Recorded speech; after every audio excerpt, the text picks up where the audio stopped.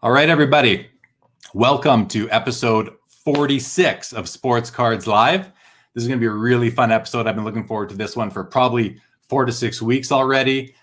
Really excited to have tonight's guest, Dustin, join us. But before we bring him out, I do want to thank my guest from last Wednesday, Stephen LaRoche. We had a great first part of the episode, and then unfortunately, we had some technical difficulties. So I had to bring in the ringers. Carlos Alcazar from the Because I'm Carlos YouTube channel came out and joined me, as well as Bobby Burrell, who's the almanac on vintage hockey cards and collecting. I also want to thank this past Saturday's guests. We had both Chris Carlin from Upper Deck and Name Cardinal from Indigenous Rookie Cards. And they really announced a brand new initiative that Upper Deck is undertaking in 2021, which is to bring the first rookie cards for several Indigenous players who've never had cards before to market to the Indigenous communities across North America. That was really cool. Really honored to be a part of that announcement. And I think they're doing wonderful things, what Chris and Upper Deck are doing with Name in terms of that initiative. Really awesome stuff.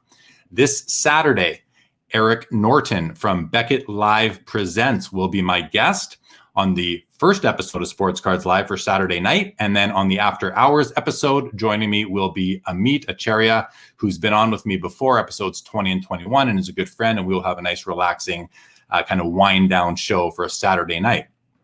This coming Wednesday, guys, next Wednesday, my guest will be Adam, who is he goes by the Real 27 guy on Instagram, and he is also the editor of the brand new hobby magazine, which is called Basketball Card Fanatic. It's a digital magazine, of course, as most things are these days, but I printed it out, and this is what it looks like, guys. This is the issue number 1, and I'll just do a quick little page flip to show you what you're in for. If you send him a DM on Instagram at the Real 27 guy, he'll send you the first issue for free. And after that, I think you got to see what he says. But you'll notice we have a little Sports Cards Live advertisement in there as well. So that was nice of him to include that. We're a proud sponsor of this magazine. And Adam's a great guy and certainly knowledgeable. And he has a lot of knowledgeable guys contributing to this project as well. So you might want to check that out, and definitely check him out on the show on next Wednesday. Want to thank everybody for subscribing, closing in on 1,100 subscribers right now. So if you haven't yet subscribed, please go ahead and do so. I want to thank tonight's guest, Dustin, for bringing new guests to the show, new viewers. I appreciate all of you guys. And thank you, Dustin, for publicizing the episode and bringing new eyeballs to the show. Again, if you haven't subscribed, it's your first time watching, please feel free to subscribe. Check out the backlog of episodes. This is episode 46. So we got 45 other episodes there in the archives. Check them out as you want. A multitude of guests, all sorts of industry, heavy hitters, passionate collectors, content creators, lots to choose from if you're looking for some content to consume. As always, guys, tonight your questions and your comments will be in play. So feel free to post them up and we will address as many of them as we can. And I'm pretty excited to announce here tonight, for the first time, I'm going to be introducing 2 new features to the show. The first feature is going to be called the Card of the Day. And what I'm going to do is I'm going to show a card probably from my personal collection at the end of the episode. I'm going to try and tie it into the topic at hand for the evening. So at the end of tonight's show, I'm going to show you guys my card of the day. I'll give you a couple hints. It's a vintage card, and it's a pretty cool card. So I'll probably say that every time. It's a cool card, but this is a cool card. And it's a vintage card. Also going to start a new feature. It's going to be called the Sports Cards Live 5. It's going to be basically 5 questions I'm going to ask my guest at the end of the show. So stick around for those, and you'll see what those questions are and what Dustin's answers will be for those questions. All right, guys. Tonight's guest, Dustin Cooley. All right, he's in North Carolina. He works in finance as his profession for a living. He collected as a youngster, and he came back into the hobby 2 years ago. And then he started his popular YouTube channel called The Personal Finance Dad back in March. We're fans of each other. We consume each other's content. We watch each other's show. We met on YouTube and Twitter, for that matter. And he's going to join us tonight. So let's bring out Dustin to the show. Everybody, welcome Dustin. How are you doing tonight? My new friend. How are you tonight, Dustin? I'm doing great. Thanks for having me, Jeremy. I appreciate it. I'm excited for this one. Awesome, dude. I'm glad you're excited. I'm excited to have you. but we're going to jump right in. I'm going to hit you with a question right off the bat, man. I want to know, because I just said, when you first came back into the hobby 2 years ago, what was the first thing that you went out and bought? Okay, so the first thing that I bought was a complete set, and it was raw. I was actually in a binder. It was a little over 2 years ago, and it was a complete set of 1989 Score football. And the reasoning behind it was, when I was a kid, that was the set that was too expensive for us to be able to afford. I came from a very middle-class family, and so, those were cards that you did not see them in grocery stores and bookstores and gas stations. They were at the card shop. Whereas, Pro Set and Don Russ and all the rest of it, you could find those anywhere. 89 Score football, you couldn't find everywhere. So I was, forced to kind of, as a 7, 8, 9-year-old kid, if I wanted an 89 Score, I had to negotiate with the card shop owners that had a lot more experience and, pulled the wool over my eyes many times. So I ended up paying, $5 for a Bubby Brister 89 Score football card. And so, I saw it on eBay 2 years ago, for $50, the entire set, and it was in the binder and everything. I'm like, this is the biggest no-brainer of my life. So that was my first purchase coming back in. Oh man, I remember that set so well. I mean, what was your favorite card in that set? Man, there was a lot that I liked. I was I'm huge New Orleans Saints fan. So, I mean, Bobby Hebert and any of the Saints players, those were, I remember and whether it was Score or Pro Set or any of those sets, but just when I opened packs, I first flipped through all the cards and picked out the Saints cards first. And then I went back and then I would look to see what else was in there. And and one thing that's kind of interesting about those cards is, of course, as many of the viewers probably know, is like, that Barry Sanders rookie and the Troy Aikman rookie and the Deion Sanders rookie, Derek Thomas, they're not in action. It's their face close up. And that's not typical of football cards, really. I mean, usually with football cards, they're in action, they're breaking a tackle or whatever. So that was kind of unique. And then, the style of the big helmet in the bottom, I don't know, the design as a kid, it jumped out at me. But it's tough to say my favorite one just because there's so many that I like. I think the Barry Sanders is definitely at the top of the list just because he was that really exciting player when I was a kid that seemed like, an absolute gladiator out there, and the stuff he was doing didn't make any sense. It was, so I don't know. I have a lot of favorites, but Barry Sanders would probably be up there for sure. Yeah, probably same for me. I mean, I remember the Barry Sanders, the Deion Sanders, and the Troy Aikman are the ones that really stick out to me. But I love the bold, bright green borders on them, and the red. I think there were red borders as well in the set. Or was it all red? Was it all green, or were there red border cards as well? Do you recall? Whew. That's a good question. For some reason, I'm thinking there was other borders, other colors in there. Yeah, I almost want to switch it. I might go grab that binder in a minute. That's going to bother me. So maybe we'll see what happens. All right. Well, sorry to throw that one at you. Perhaps they changed them by team, but I certainly remember those green borders. And to this day, that Barry Sanders card remains a key card in the hobby. So I want to know, what triggered you to come back in the hobby at that time 2 years ago? I can't really put my finger on the exact thing other than, and I joke about this with my wife, and she jokes about it with me and others, but, it's maybe my midlife crisis. I'm going to be 40 next year. And there was kind of a wave of, I guess, just 80s nostalgia in general that's hit me over the last few years. I don't know if it's, just becoming that middle, I'm hitting that 40 milestone. But sports cards was part of that. It's just been going back to things that I remember as a kid that stood out. The nostalgia was definitely a big factor that got me back in.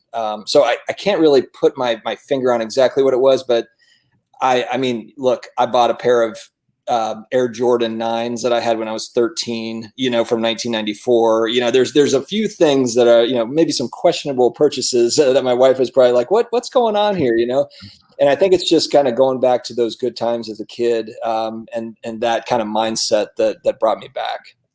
Yeah, man, I hear you. Sometimes it is tough to pinpoint what it is that causes us to go down a new path or to revisit an old one. But I think a lot of people, they might have seen something in the news, or they might have seen cards at the Walmart, that sort of thing, and then they buy a pack just sort of very impulsively. They open it up and whoa, cards have changed so much since I was a kid, and then they're hooked again. A lot of people just get hooked again. So All right.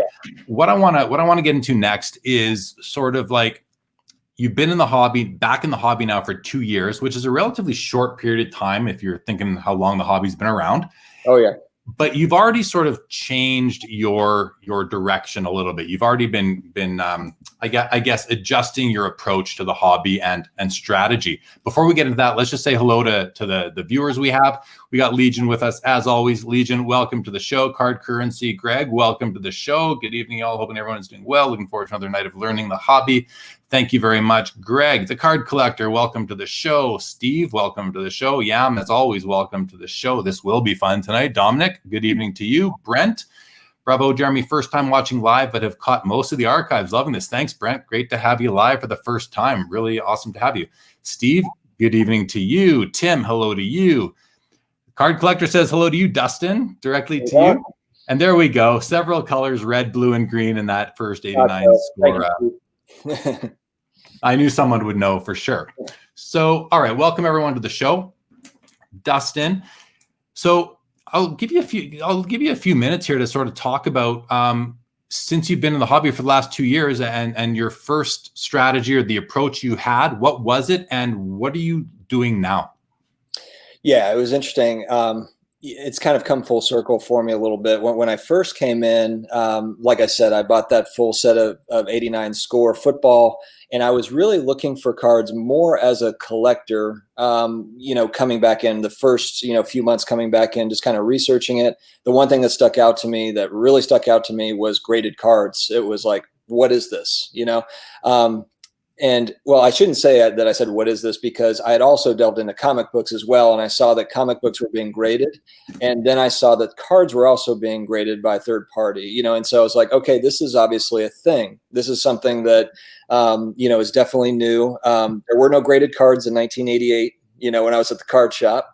And it really intrigued me, just the different price points for each grade. If you're looking at 5s or 6s or 8s or 10s, and just kind of the consistency with a card, and just like, okay, wow, this is different and interesting.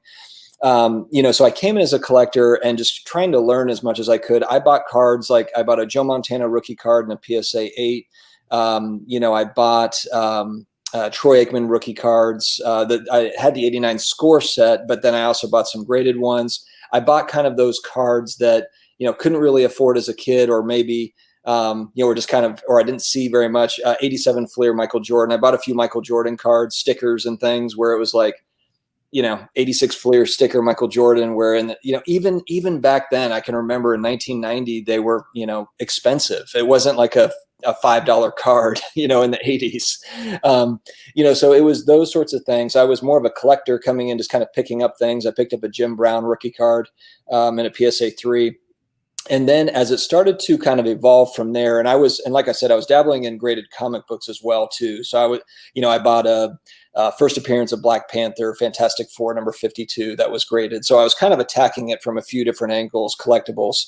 But as we went into football and basketball season, about a little over a year ago, I was looking at both Patrick Mahomes and Luka Doncic as both of those guys just being, I just, like many people, were impressed by them, and I thought, what the heck? Why not just throw some money at these guys and see what happens? This could be kind of fun, And I'd seen kind of cards fluctuate a little bit, and so that was more of kind of, I guess, the investment or the investing piece or the flipping piece. That's where that started a little over a year ago, And so then got pretty heavy into that once you saw kind of the ROIs from Holmes and Doncic. It was like, okay, well, maybe there's something here. So I was having fun with that, just kind of speculating on players. How it's become full circle is, and we were talking, it's funny because you're a longtime collector, so I think that you appreciate it. But I've gone now, I'm literally right now, I'm 95% into vintage cards. I buy vintage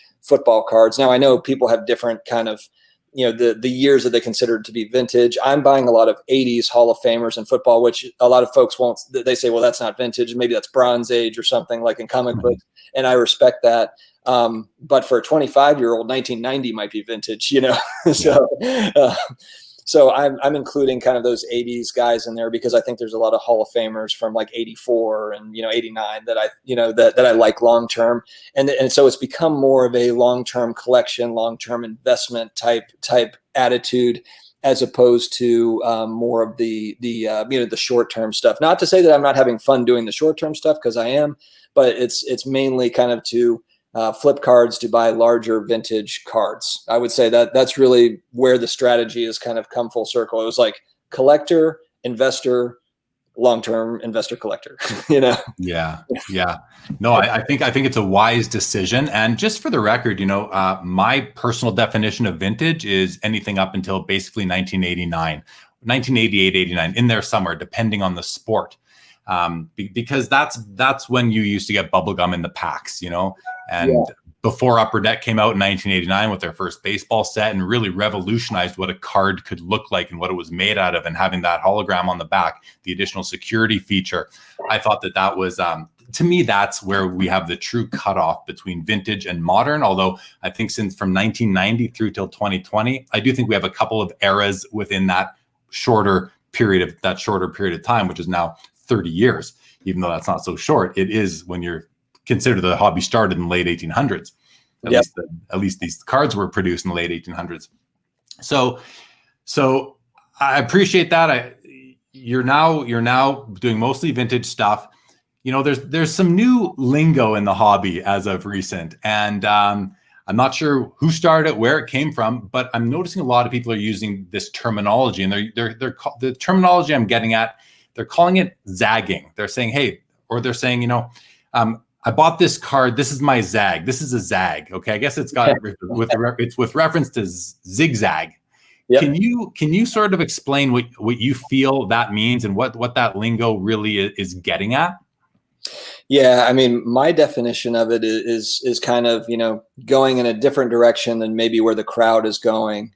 We've seen, and it's funny because we're talking about cards. I mean, really the last, 12, 18 months, it's exploded. But before then, you didn't really, you saw kind of ups and downs I've done some research just on historical, pricing, and we haven't necessarily had kind of these huge swings quite like this anywhere, in the recent past. But I guess that zag is kind of, if everybody's buying vintage basketball, for example, my zag, I guess right now is, vintage. Everyone is kind of focused on vintage basketball, and you hear that kind of in the news and over, different people talking about it. You don't really hear much about vintage football as much. And not to say that people aren't buying Terry Bradshaw rookies and, some of those old timers, the Jim Brown rookies, but it's not, it doesn't seem like it's really as mainstream, or I guess where people are zigging, or if that's how we're going to, explain it. But so, yeah, that would be my definition, is trying to take maybe, and not necessarily trying to recreate the wheel. Maybe that's too far of a zag. I know that's kind of an extreme zag,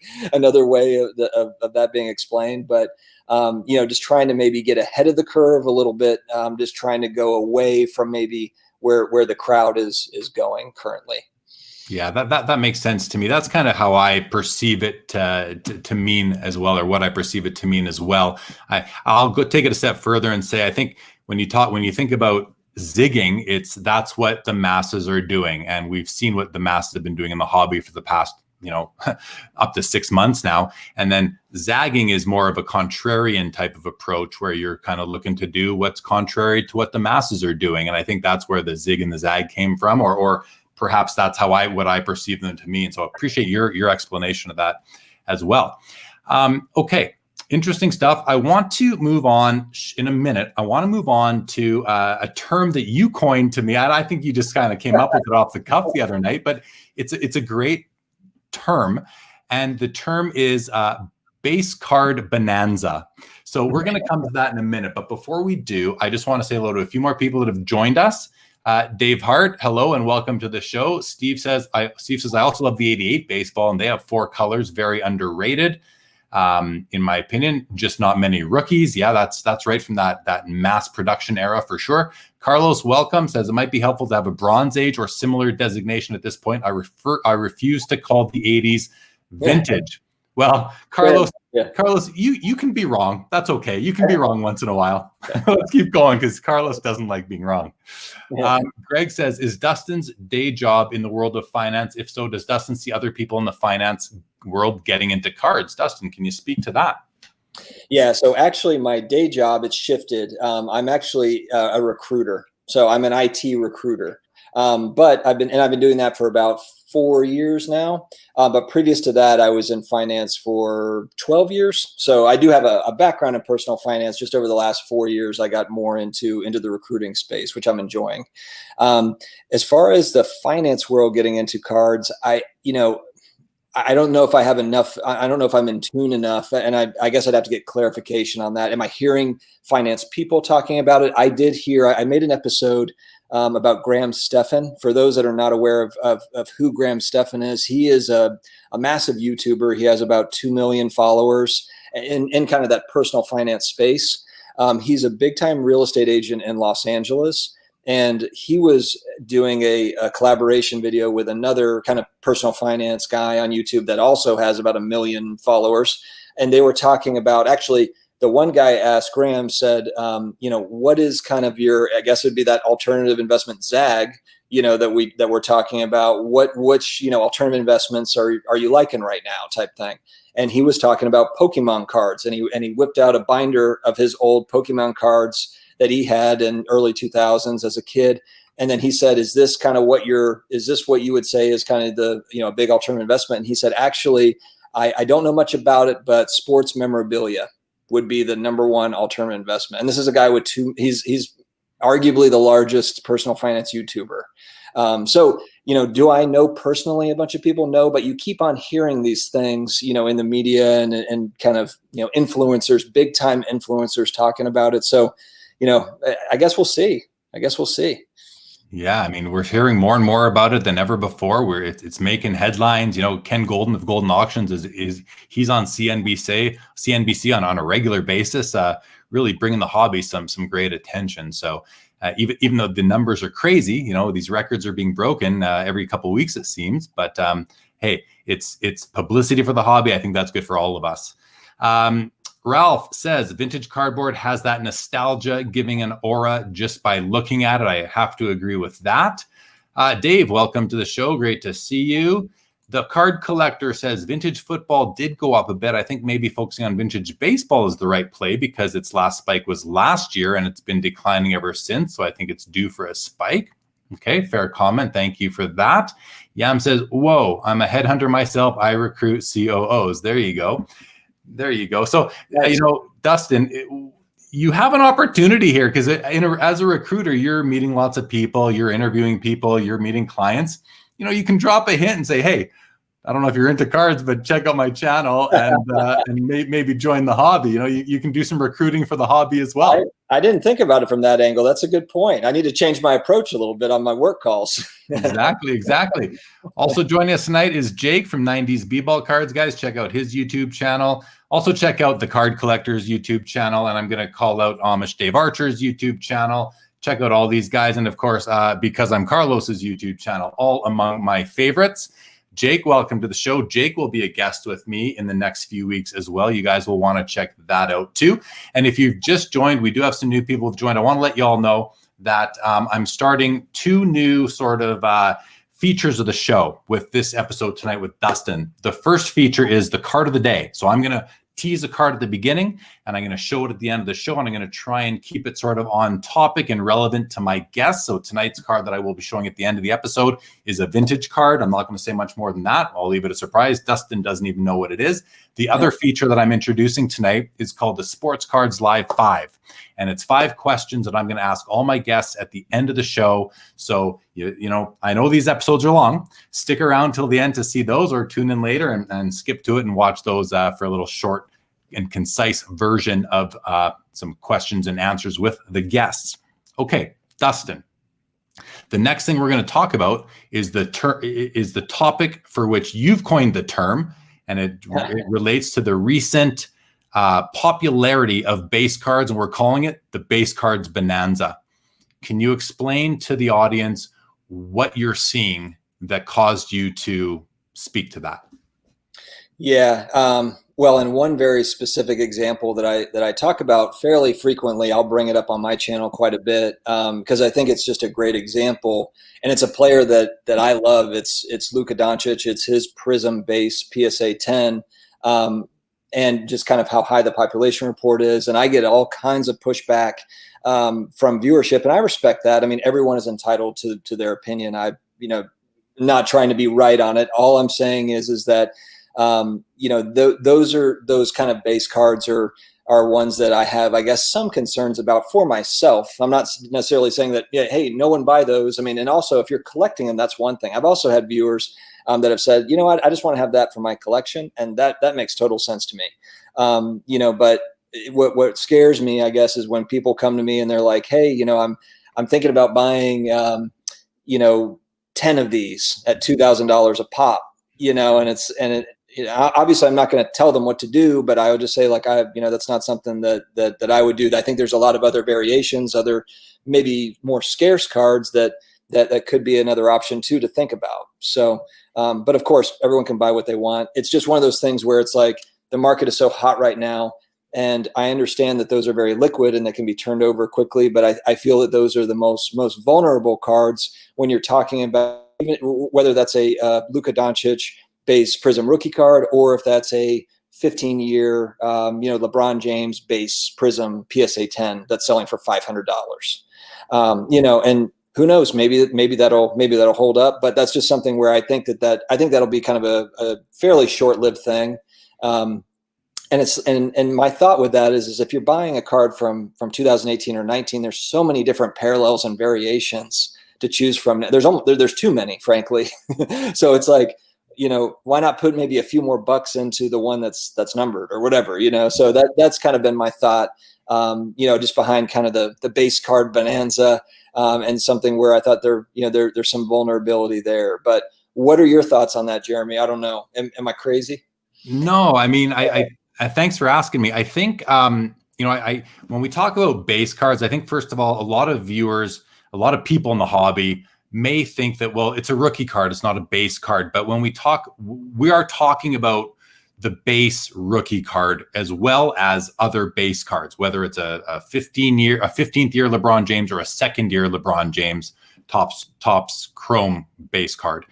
We're still talking about base cards because we've recently seen in the hobby a massive increase in value of all these cards. And I usually refer to the base rookie card, again, whether it's a Topps Chrome or a Prism or a Young Guns in hockey.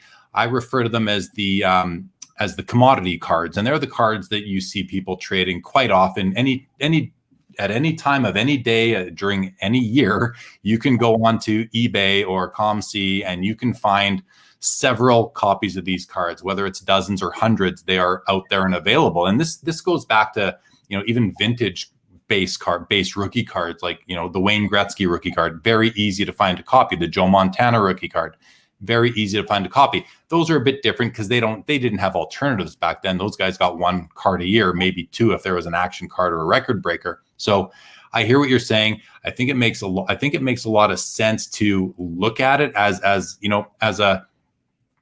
a savvy investor or a savvy collector. I think it's important to notice what's going on, what trends are happening in the hobby right now, and then to evaluate for yourself if you think that it's something that can last and be sustainable. So some of these commodity cards, again, the Young Guns, the base Prisms, I can see those holding value because that's a card that down the road, I can see them holding some value. I'm not saying they're going to stay where they're at now, and I don't think the rate of growth is going to continue. That's just impossible. But I think that they do carry value, and they've just been kind of pushed up into these stratospherical type of levels where, the Luka Doncic PSA 10 Prism base was $60 a year ago. Now it's, it was up to $2,000 last month. Now it's down to about $1,200-$1,300. And I'm talking about a PSA 10. So, I mean, the volatility is what you have to be willing to accept for you in the hobby, whether you're collecting, investing, or somewhere in the middle. You have to be willing to live through the volatility that comes along with those cards. Whereas if you're going to go for more of a rare limited edition card, either serially numbered or an RPA with the autograph and the patch, you may be susceptible to a less rate of volatility. I'm not certain of that, but you may. And I think a lot of people are just saying, hey, there's more interesting stuff out there to buy versus the card that you can buy on eBay at any time. And if you want, you can buy a dozen of them at any given time. Any response to that, Dustin? I was kind of freestyling there, but anything kind of makes sense or not make sense there? Yeah, no, I think you nailed it. As long as you're okay with that volatility, and maybe if you're playing that volatility game, kind of where it's like, okay, look, I know this is a volatile card, and that Doncic card, now it's at 800. Maybe I buy 10 of them now at 800, and then I sell them at 1200. I think if you're trying to kind of play that, kind of the short-term flip game, then there could be something there, as long as exactly as what you said, as long as you're okay with that sort of movement. It's the comments of, this is an all-time great, or this is going to be an all-time great, so it'll never go down. When I hear, when people come to me with, it's not going to go down, it's Michael Jordan, or it's not going to go down, it's Kobe Bryant, or it's not going to go down. And I'm thinking to myself, look, guys, like 18 months ago, Michael Jordan cards were a lot less expensive. And Michael Jordan's career wasn't any different 18 months ago. It was still the greatest basketball career of all time, I mean, so, I think that people get emotional and they get kind of caught up, and I love it. I love the passion, but I think that it's also good to just kind of take a step back and not that I think that scarcity is everything. It's certainly not, because you have to have, we talked about this last night, you have to have demand to meet that scarcity, or limited edition means nothing. I mean, there's plenty of those, I've got limited edition McDonald's cards from 1992 that are still not worth anything, but they're limited edition, so, there's definitely a balance with that. I know some people say, like, just because it's scarce, it doesn't mean that it's going to be worth more. And I get that. You have to, kind of find the balance. Yeah, there have to be a few other attributes of the card or the item that people are going to want. Like, first of all, the player has to be someone who did something noteworthy in his career that is going to cause people to want to collect him. And the other thing is, I think, just simple eye appeal, right? We don't want cards that we don't want to look at. We want cards that we like. It comes back to the general rule of the hobby is collect what you like. That doesn't mean invest in what you like. It's collect what you like. And once you start thinking investing, then maybe you need to start adding cards you may not like the looks of, but they are the important card for that player, or an important card of that player. The other, when you made mention, you said, people say, well, it'll never go down. It'll never go down. And I've said that before about certain cards in the hobby, usually more vintage, retired, iconic player, rookie cards, that kind of thing. But even that, it comes another life rule: never say never. We never know. We just don't know. And everyone who says these won't go down, it can't go down, well, they can't see the future. So they're simply guessing or speculating or basing that opinion on their experiences in the hobby that they've been observing and a part of for anywhere from the last 5 years to 50 years, whatever it may be. So, but even myself, who's been in the hobby for 40 years. I think certain cards won't go down in value, but then we've had this very recent, very massive increase in value to all good cards across the board. They could come down in value. I don't know that they'll go back down to where they were. I certainly don't think they'll go lower, but even that, I can't promise it. I can't guarantee it. I don't know for sure. I cannot see the future as much as I'd like to, right? So, okay, man, thanks for that. Good topic. I'm just going to see if we have any questions, comments from the viewers on this stuff before we move on. And the next topic is related, but let's get to the comments here first. Yam said, yeah, we saw that one already. Sorry, Yam, here it is. Collectibles are a great conversation starter. CEOs collect all kinds of things. Great. That's such a great point, because part of business and relationships in business, and Dustin, I'm sure you can attest to this, is relationships. And how do you build a relationship with somebody? I think it starts with building rapport with that person. When you're in your line of work, do you build rapport with your clients and with your candidates? And when you're doing that, do you ever talk about what might be a personal hobby? Maybe you talk about fishing or football, but would you start to consider bringing the hobby into those discussions? Yeah, no, I think that's a great point.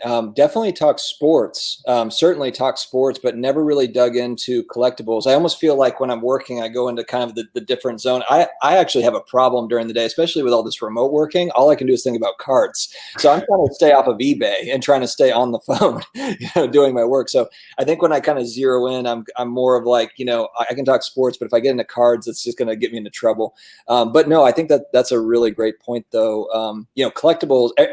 A lot of people collect something. That's a really good point, Yam. I'll talk to you. I'll hit you up on Twitter and we'll talk more about that. It's a good idea. Right on, right on. Sean, welcome to the show. Sean says, I feel like the epicenter of the base card explosion was the 2012-13 Prism basketball. I think he nailed it there. I think you're absolutely right, Sean. I think that's what sparked it. Dustin, any differing thoughts on that or supplemental thoughts on that?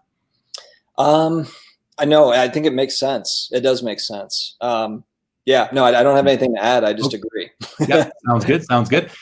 Greg says, do either one of you think there is a chance that the rise we have seen in the hobby is a long overdue popularity rise to a collectible market that seems to be a good side investment? You want to take this one first, Dustin? Yeah, and this is something I'm struggling with right now. In part, I'm not struggling in the sense that I feel like I might be buying on the high side, but I wonder that a little bit just because I forgot who said it earlier, and I'm talking specifically about vintage football cards. I'm just going to talk about that segment for a second. I've been buying a lot of it. Now, if I go back 12 months, it's more expensive than it was 12 months ago, but so is everything else. So I guess sometimes I feel like, well, shoot, should I just wait a couple of years for things to cool off and then, go in and just buy everything up, and that doesn't really kind of fit what I'm trying to do now because I'm buying stuff on a daily basis. But there is kind of a part of me that, that wonders, am I buying during the spike, and that's why I specifically pick certain cards to where it's like, if I'm overpaying a little bit, I'm not worried about it, and I still feel like I am getting good values, even though it might be a little bit more than it was 12 months ago. But no, I do think that, I think the part of the question that I really like is I do think that there is going to become more legitimacy around this particular hobby as an investment, as kind of that side investment. I think that it will grow. I think it'll get better. The only thing that I kind of worry about or something that could concern me is just anytime you have a huge influx of money into a market, there's usually bad apples or there's some usually folks that can throw a wrench in that are, and then those folks will be the ones that get all the headlines and then it trickles down, to everything else. I guess that would be my only concern. I think that there's, the sky is the limit as far as where innovation can go, and it being a true kind of asset class that's really taken seriously. It's just so I guess yes, there is a chance. It's just I think there's a lot of variables that kind of go along with that happening. And Jeremy, maybe you can speak to that because I'm getting back in after 30 years. You've been in for a long time, and you've probably been thinking the same thing for a long time. I mean, so what is kind of your take on it? Yeah, thanks, man. I mean, I agree with what Greg is saying. I think there's another factor at play. So I think there is an overdue rise in the popularity of the collectibles market because we love, and we're going to get to this a little bit later, like what lies at the core foundation of the hobby. So yep. I don't want to kind of tip my hat yet, but I do think that we were due for a rise, but I think we had a perfect storm here this year because the pandemic caused people to have more time on their hands to explore their basements, to dig out old collections, to clean up their house and clean their basement. Maybe they came across these things and more time to spend surfing the internet, surfing YouTube, finding content to consume once they had exhausted all their options on Netflix and so forth, right? Less going out, less travel. So I think we really had that perfect storm where the hobby and the sports card hobby in particular was due for a rise in popularity. And then the pandemic allowed for that to really happen. It really allowed for that to take place, I guess, right? Like for all the reasons I just mentioned, there's all of a sudden more money. People now have, instead of spending money on travel, spending money going out to the pubs to watch the games, not spending money on gambling on the games, less fantasy back, during all the shutdowns, the league closures. So again, a lot of factors came together during the pandemic that really made it easier for the hobby to experience the rise in popularity that it has.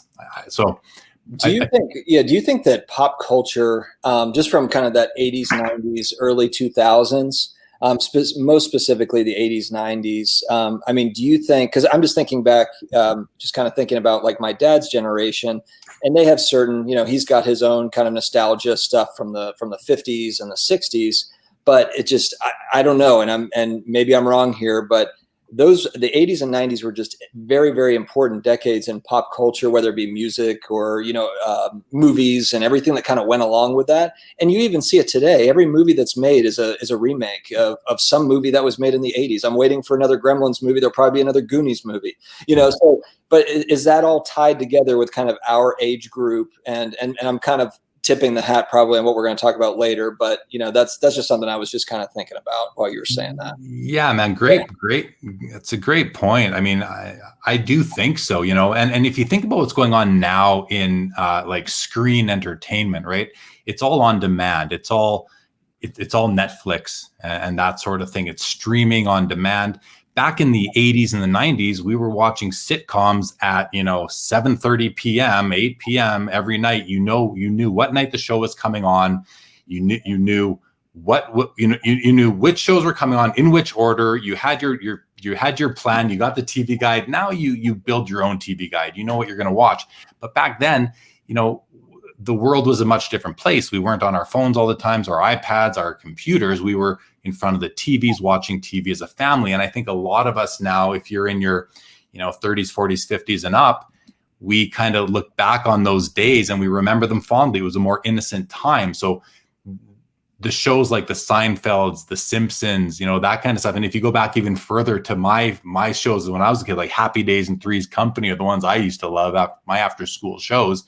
I still like seeing those people on TV. I still, I have an autographed picture of the Fonz. It's actually not here. It's at the office, but I have an autographed picture of the Fonz in my collection. So, I don't know, we're kind of getting away from sports cars, and that's okay. But I do think that the world we're in today, while a lot of people think, hey, there's no time for cards and collectibles. We're too busy on our phones. Well, you get it. Even kids, there's enough of the phone at some point, and you want to start to look back and remember what made you happy when you were younger. And a lot of times it's those memories of watching TV with your family, knowing what that set schedule was, or going to sports games with your parents, your father, your grandfather, whomever it was, collecting cards as a kid. And now we're all sort of getting back in. So I think we are in a bit of a sweet spot right now when it comes to that. So I think that sort of answered your question. Yeah. BY makes a comment here. He says, let's remember that we all do this because we enjoy the hobby, the sports, and the players involved.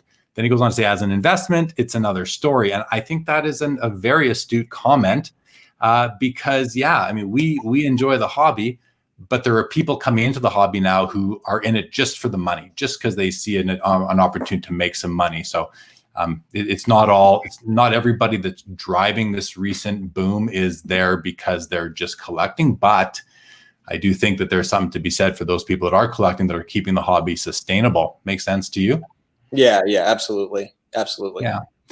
Okay, a couple more comments, and I'm going to ask you to tell us a bit about what you're doing on your channel, and then we're going to move to the next topic. Okay, but let's see. Idner's Card Investments, welcome to the show. Says human nature it is. It's like you're in a wheel, sometimes up, sometimes down. Yeah, these things, everything's cyclical. Yam says Prism started to crest in 2014. The 2012 and 2013 Prisms are actually quite limited in production, and that makes sense. That was the first year they came out. J. Mai, welcome to the show. Says with the current trend in flipping retail packs and boxes and pricing out young collectors, will it result in less people collecting cards and those kids seeking other hobbies? That's a great question. Dustin, can you take a shot at that one? Well, I guess it's just the grown men and women that are out buying the boxes need to break the boxes with their kids. I think that there is some I can speak for my own kids. I can't say now they're 7 and 5, so they're a little bit young. They are interested in them, especially my son, but he's not quite there. He's not quite there yet, but I've got some hope. I have some hope for him. Yeah. Yeah. Good. And I think what's happening, and JMI goes on to say, also, please say, my name is Max Headroom. I think he wants you to do that.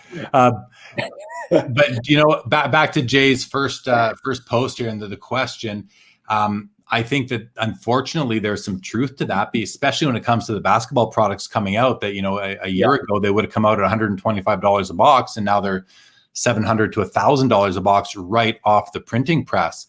And that is definitely going to price out some kids. And I don't know what they're going to buy as an alternative, if anything, or they're just going to have to, find cards on the secondary market, which won't be so easy because you need PayPal and you need accounts and all that, bank accounts, credit cards, all that sort of thing for real young kids. But I do see that being a bit of an issue, and I think that the card companies, and specifically by card companies in this line of discussion, I mean Panini, because it's their products that are really experiencing this. I think they have to think about what the future of the hobby looks like, and if we're going to lose a couple of years worth of kids from 2020 to 2021 who may be in that somewhere in that 12 to 18 year range, somewhere in there, are we going to lose the kids we would have attracted during those 2 years? If it lasts a whole other year, are we going to lose them and not have them in 20 years buying up, then turning back to what they loved as a kid? Yeah, I mean, one thought I have about that, and this is just kind of a marketing idea. Maybe it's a terrible idea, but if I'm Panini, why wouldn't you, maybe print a certain set or take some of your cards, whatever they are, and maybe go to places to donate to where kids can get them. And I'm not sure how they would do that effectively. Maybe to schools or maybe to after school places. I'm just trying to think of ways they could do that, but almost kind of like as a donation of, hey, here, check these out, and essentially kind of investing in that next generation without necessarily selling them something, just passing them down, because obviously it's just printing. It doesn't cost a lot to create. I don't know if maybe they feel like they don't need to do that. I'm not sure, but I feel like that would be really good marketing for them if they could just kind of, because it's a very niche kind of industry, but also is a large industry too. So, I'm sure there's ways for them to do that. I hope someone, with some innovation, some creative marketing ideas does something like that, because I think that would go a long way. I think it would be in the news. If Panini or Topps was, hey, they're doing a big giveaway. They're down at the baseball. They're down at the rec center giving away boxes of cards to kids. I think that would get some attention. I don't know. I think they got to do something like that if they're really serious about that younger age group. Yeah, good point. I can tell you who's good at that right now is Upper Deck, because Upper Deck does a program every year called National Hockey Card Day, and you just go into a local card shop. I think you may or may not have to buy a product, and that card shop is outfitted with packs of National Hockey Card Day cards that they can give away to the customers, and that's a great product for young kids. I know that there's also a National Baseball Card Day, I think that's in the States, and I don't know if Topps does that or not, but I'm pretty certain that day exists. Okay. But I think a great opportunity for Panini to do exactly what you're talking about would be to have a National Basketball Card Day, and it's due, right? It's due. It would work. It would go over pretty well. The other cool thing up in Canada where I am here, which is hockey country for the most part, is we have this. I don't know if you're familiar with Tim Hortons, the chain of it's like a Dunkin' Donuts, and they're all over the place. There's some in the United States as well, and there's a Tim Hortons hockey product that comes out just about every year, and it's an entry 99 cents, 3 cards, a great entry level product, something that a Panini would be nice to see them team up with some national restaurant chain and distribute Panini basketball cards throughout the country, throughout the United States. To get cards into more kids' hands and really help. We have some traction right now. We have some momentum. Let's not let it just pass. I think for the hobby to get stronger than it is right now, we need to really capitalize on what we're seeing at this time. So some opportunities there for sure. Really appreciate your question, your comment and question, Jay Mai. Thank you for joining. I'm going to run through a few more comments. I'm going to change up what I said before, and I'll get back to that. Yam says we had video game cartridges, not an app store. I know, right over my shoulder there. Those are all old Atari 2600 cartridges that I just put up on there because I think they look cool. Carlos says it'll be for another day, but there's a fuller discussion there for the retail/young collector question. Lots to consider and revisit, and I'll let you guys know. Carlos does videos on his channel that are based on a comment he'll make on another show like this, and then he will think it through and lay out an episode. So follow his channel, subscribe to his if you haven't yet, because I'm sure he'll do something like that. And Carlos, we can chat on that the next time you're on After Hours with me. Absolute says, good evening all. Thanks for not starting till I got here. Sorry, we're starting a little late for you, but thanks for showing up late. Better late than never, Mike. Good to see you. Dave says, absolutely love that idea. I manage an ice arena in upstate New York. I give kids cards all the time. Would be great if companies could send us cards to give to kids. I hear what you're saying, Dave. I'm going to put out a challenge there to everybody right now, and it's one thing for the companies to give away cards to give to kids, but even, take it one step further. If you open up boxes of cards and you get base cards that you don't have any interest in keeping, what a great thing you can do. One of the great things you can do with them is package them up into team bags of, say, 10 cards each or 5 cards each, and give them away on Halloween to kids that come knocking on your door. If enough people are doing that across North America on Halloween, we could see some great hobby health, long-term health kind of coming to fruition there. Have you ever done something like that, Dustin, giving away cards on one of the last couple of Halloween since you've been back in the hobby, or is that an idea that you've even considered before? I haven't. It's a great idea. I didn't consider that, but we've got Halloween coming up, so maybe I can get my kids to help me, because I do have those base cards like most of us, I think. So yeah, we should give that a shot. That's a good idea. Yeah. So I'm challenging all the people watching, Dustin. I'll even challenge you to mention it on your channel, and anyone else who's watching that has a channel. Let's put that out there. Let's get all of us to be giving away cards on Halloween. It's really easy to do. I've done it for over 10 years now, and my house was often known as the hockey card house here in Calgary. And I was very happy about that. Sean says people value what is hard to get. The reason Dustin wanted an 89 score football set was because it was once out of reach for him. Nailed it, right? He nailed it with that. It's exactly right. Yep. And Rob says, great Halloween idea, never crossed my mind. Rob, well, I hope you accept the challenge and you do some of that. And thank you for joining the show. Bill, welcome, says, I do Halloween packs too. The kids love it. I also give out mini comics. Happy Hobbyween. I love that. Happy Hobbyween. That's pretty cool, Bill. And I know you do that because we've had communication elsewhere about that in the past. So good on you for doing that. So Dustin, there's one more topic I want to talk about, and then I wanted to give you a chance to talk about kind of what you're doing with your channel. But that topic, because it ties into what we were just talking about before, is the importance of population reports and the laws of supply and demand, and why it seems like it's obvious, but what have you been hearing lately that we're even going to talk about this tonight? Yeah, well, I'm certainly not the only one. I think that's probably seen the comments online or heard it, but I've it's been consistent enough to where it's a concern, and it's basically population reports don't matter anymore. Population reports are irrelevant. When I hear that Luka Doncic has millions of fans in China alone, so what's 13,000? PSA 10 base prisms. I understand the thinking, I understand the logic, but I think that where I'm concerned a little is just we're making the assumption that just because someone likes Luka Doncic, they watch basketball or they like basketball, that they are going to spend $2,000 on a base rookie card of Luka Doncic, which I think that's where there's that kind of disparity. Or else, honestly, if he had 1 million people in China that were looking for that card, it would be a lot more expensive than $2,000. So that's where it's that statement that I've heard a lot of, that and just kind of being around, and granted, I'm not a 30-year-long hobbyist. I didn't stay in it, but I was around back then when they were just kind of, printing and printing and printing. And I understand what a lot of people say, that they're still printing and printing and printing. And I get that they're doing it kind of in a different way. But I'm a big component of scarcity. And like I said earlier, it's not necessarily that everything that's scarce is valuable, but if there's a certain player that you really like, or, a certain team or whatever, I think that scarcity really matters in the long run.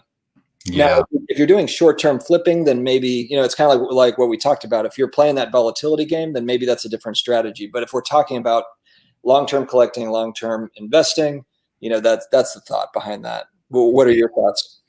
Well, I think we cannot ignore the law of supply and demand. It is a law. It's a law of nature to a degree, right? It's a law of society. It's a law of the way our world works, the way an economy works, and we're all in economies. So when you say, there's 1 million people in China that like to watch Luka Doncic, and there's 12,000 of his cards, that's not enough cards for all the fans. But we have to keep in mind a couple things. One thing is not all those fans care to own his card, at least not yet.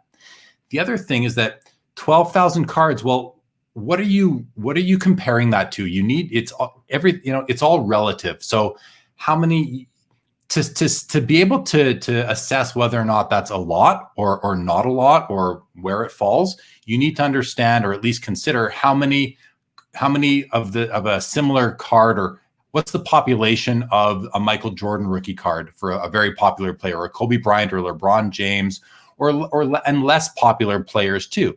And how often are these cards changing hands? Are they true commodity cards that are out there all the time? Another thing to consider is, are people stockpiling these?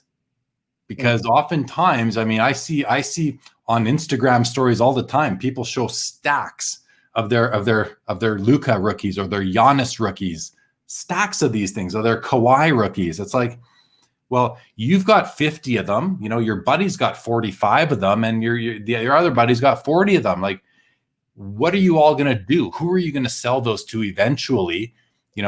You need collectors to buy all these things. So, it's one thing to say population reports don't matter, but the population reports, and let's just understand, some of us, if you understand what they are, we realize that they're not perfect, because there's reasons why they're inaccurate, for resubbing, cross grading, those kinds of things will cause those numbers to not be exact. But they're still an indication. They're the best indication we have of the supply piece of the supply and demand law. So, is 12,000 enough? Well, it may or may not be. That all depends on what the demand is, and is the demand there? So when people say it doesn't matter, it's at the core of what matters is the population, or the supply of these cards. And you're not going to convince me otherwise. The only time it won't matter when it won't matter is if those 1 million Luka fans in China all decide they want that card. Now, all of a sudden, 12,000 isn't enough. It's not nearly enough. And, we have a whole new phenomenon on our hands, a whole new era of the hobby, which would be fun, but it would sure price a lot of people out as well. So I think it's kind of what we all want. We want to see increased demand. We all want our cards to go up in value, but there's going to be a cost of that as well. Oh yeah. So I don't. Those are kind of my thoughts on it. I think if I hear someone say that populations don't matter, or pop reports don't matter, I think you're just fooling yourself, and you're not being as thoughtful about it as you should be, and you don't maybe understand, or at least give credit to the basic rules of economics and the law of supply and demand. This isn't an arbitrary law, like a speed limit is 55. Why isn't it 56 or 54 or 50 or 60, right? This isn't an arbitrary law. This is a law based on human action and human tendencies. So anything out of that for you to jump in on? Yeah, no. I can't agree more. And not only that, but we've also seen just kind of the slowdowns at BGS and PSA with COVID. They shut their doors. How many more are still sitting there, waiting to be graded? So I'm really curious to see what pop reports look like for a lot of those very key kind of players, those modern cards. at the end of the year, at the beginning of a year from now. I'm very curious to see what they look like. And maybe, for me, not to say I would never buy those cards, but maybe I'm just kind of holding until I see kind of where that kind of sits. Where is it going to stop and kind of sit there for a little bit so that we have a pretty fair idea of where that supply is. And then just also see if demand stays, because it's like what we're talking about. Right now we're seeing just massive demand. So it's all exciting, but all this, there's curves with all this stuff, and that's what creates selling opportunities and buying opportunities. So it's just playing that game. But yeah, it's something I'm glad we talked about it, because I hear it a lot, and I think that over the last few weeks too, with just that Luca base prism coming down to earth a little bit, it came back down to about $1,200 or $1,300. I think people have seen that a little bit, which I think is good. Just to kind of, I'm happy almost that it did kind of, dip a little bit, just to show like, hey, it doesn't just go to the moon. Like, there's going to be some ups and downs. I think that was actually a good thing. Yeah, I agree with that completely. It's good that we as a hobby have had a taste of that. I mean, there's been tastes of it over the decades, but for a lot of the new demand and those people behind that demand to actually experience a bit of a downturn isn't a bad thing. I think some of the growth we've seen it's a little bit scary. So the fact that there's been a bit of a downturn, and a lot of the, we see people on various platforms predicting what can happen and giving their thoughts on cards to buy, or their picks of what you should be buying.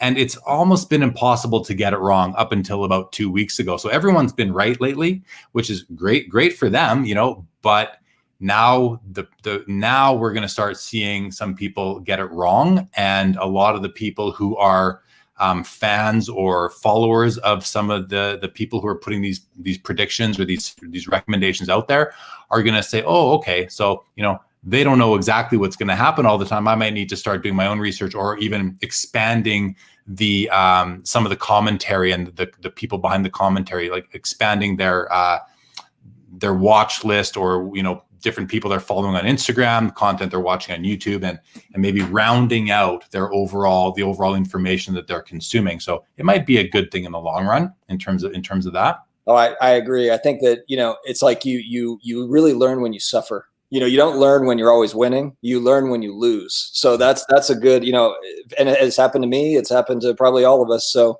and you're right. I think it would, for those that maybe, took a little bit of a bath over the last few weeks, it does kind of help you to pause and like, okay, let's rethink this a little bit. Let's rethink kind of what we're doing. So yeah, no, I think it's great. Yeah. Carlos says the rules of economics have not been violated. And I mean, they can't be violated. So yeah, I mean, I think that's why I put it in quotes. This Facebook user says that might create a new licensing worldwide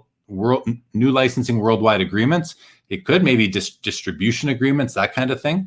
And then I want to get to this comment from Idnar's Card Investments out of the Philippines. Happy to have someone from the Philippines tuning in live tonight. It says, here in the Philippines, which is more on basketball, what's your take on pricing cards more using eBay comps versus Beckett book value?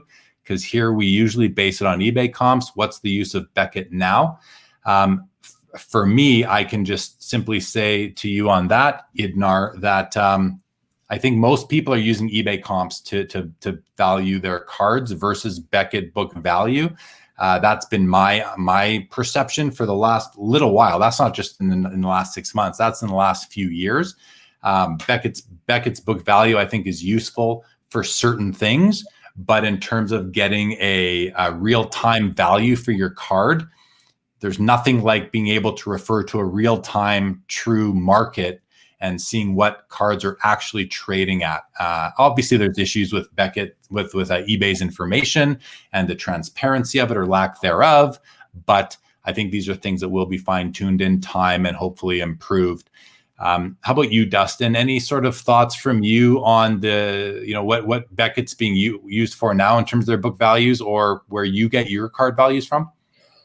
Yeah, I mean, the only Beckett's I'm really looking at now are ones from 89, 90 that I had as a kid. I'm a weirdo that's still looking through it, and because it just brings me back to that time. But so yeah, I'm using eBay comps. Unless I'm buying LeBron RPAs, then I might look at a golden auction sale.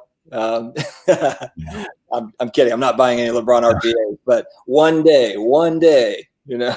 Yeah. Yeah. Yeah, it's eBay comps for me as well. Yeah, right now. Yeah. Same here for sure. Carlos says, he says, love it. I'm stealing. You learn when you suffer. Now you're talking my language. Footy Cards 32, welcome to the show, says it's refreshing to hear about the L equals loss, even a minor one in regards to their basketball cards. I'll steal that line too. You learn when you suffer. It's true, right? It's true. You learn from your failures. That's how you grow. If you're strong enough, or you have the backbone to bounce back up from your failure in any area of life, that's when you're going to really learn and get it better the first time, if not, or the second time, if not get it right the second time, and at least adjust your approach so that you're going to be less prone to failure / losses in the future. So great comments, everybody. Thank you so much. Okay, man. Well, I wanted to give you an opportunity because, obviously you're on the show tonight with me tonight because I have been consuming your content on your YouTube channel pretty much since April. And you did, I checked it out today. Your first video dropped on YouTube on March 22nd of this year. Yeah, it wasn't great. And you've got over 200 videos on your channel already. You've got I think you're closing in on, you're close to 3,000 subscribers. So you've done a great job. Your videos are nice and short. They're easy to consume. It's an easy thing to watch, on your commute to work in the morning. If you're not driving, it's an easy thing to watch on a lunch hour. Unlike my show, which lasts up to 2 hours most of the time, so it's harder to sit down for that. But why don't you let us give us a bit of information about your channel and what your goals are for it? Okay. Yeah. So I think kind of similar to your story. I mean, it was born kind of during the COVID crisis, really. I think that's the best way to put it. But, it wasn't something that I had really thought about or planned out. I started watching sports card hobby content around the same time that I had got back in. I told you kind of back in July, August last year is when I really started buying a lot of cards. It was, the Mahomes stuff and the Doncic stuff. And then I was looking online for content. There wasn't a lot at that point, and as kind of the months went on there, I noticed more and more content out there. And then January, February timeframe, I was like, you know what, there's certain things I wish that people were talking about. It's like, I find some content, but it was minimal. It was minimal at best.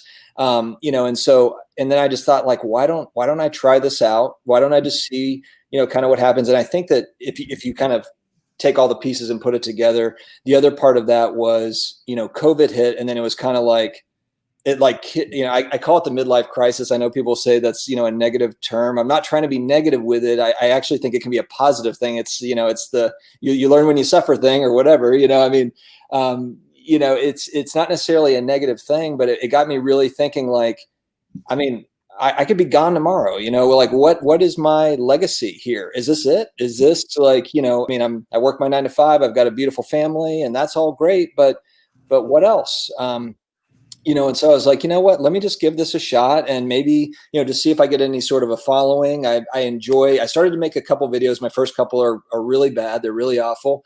And then I kind of started to get a little bit of a groove. I started to kind of learn more, started making the thumbnails. And it was a way for me to, kind of escape from the COVID crisis and kind of what was going on in the country. Just bad news really since March. And not even just in our country. My wife is originally from Florence, Italy. She has a lot of her family, including her dad, is in Italy. And Italy, as many of you may know, were struck hard and still is, frankly. And so there was a bunch of just added stress, not even just at home, but also just thinking about family. My mom is British, so my grandparents are in England.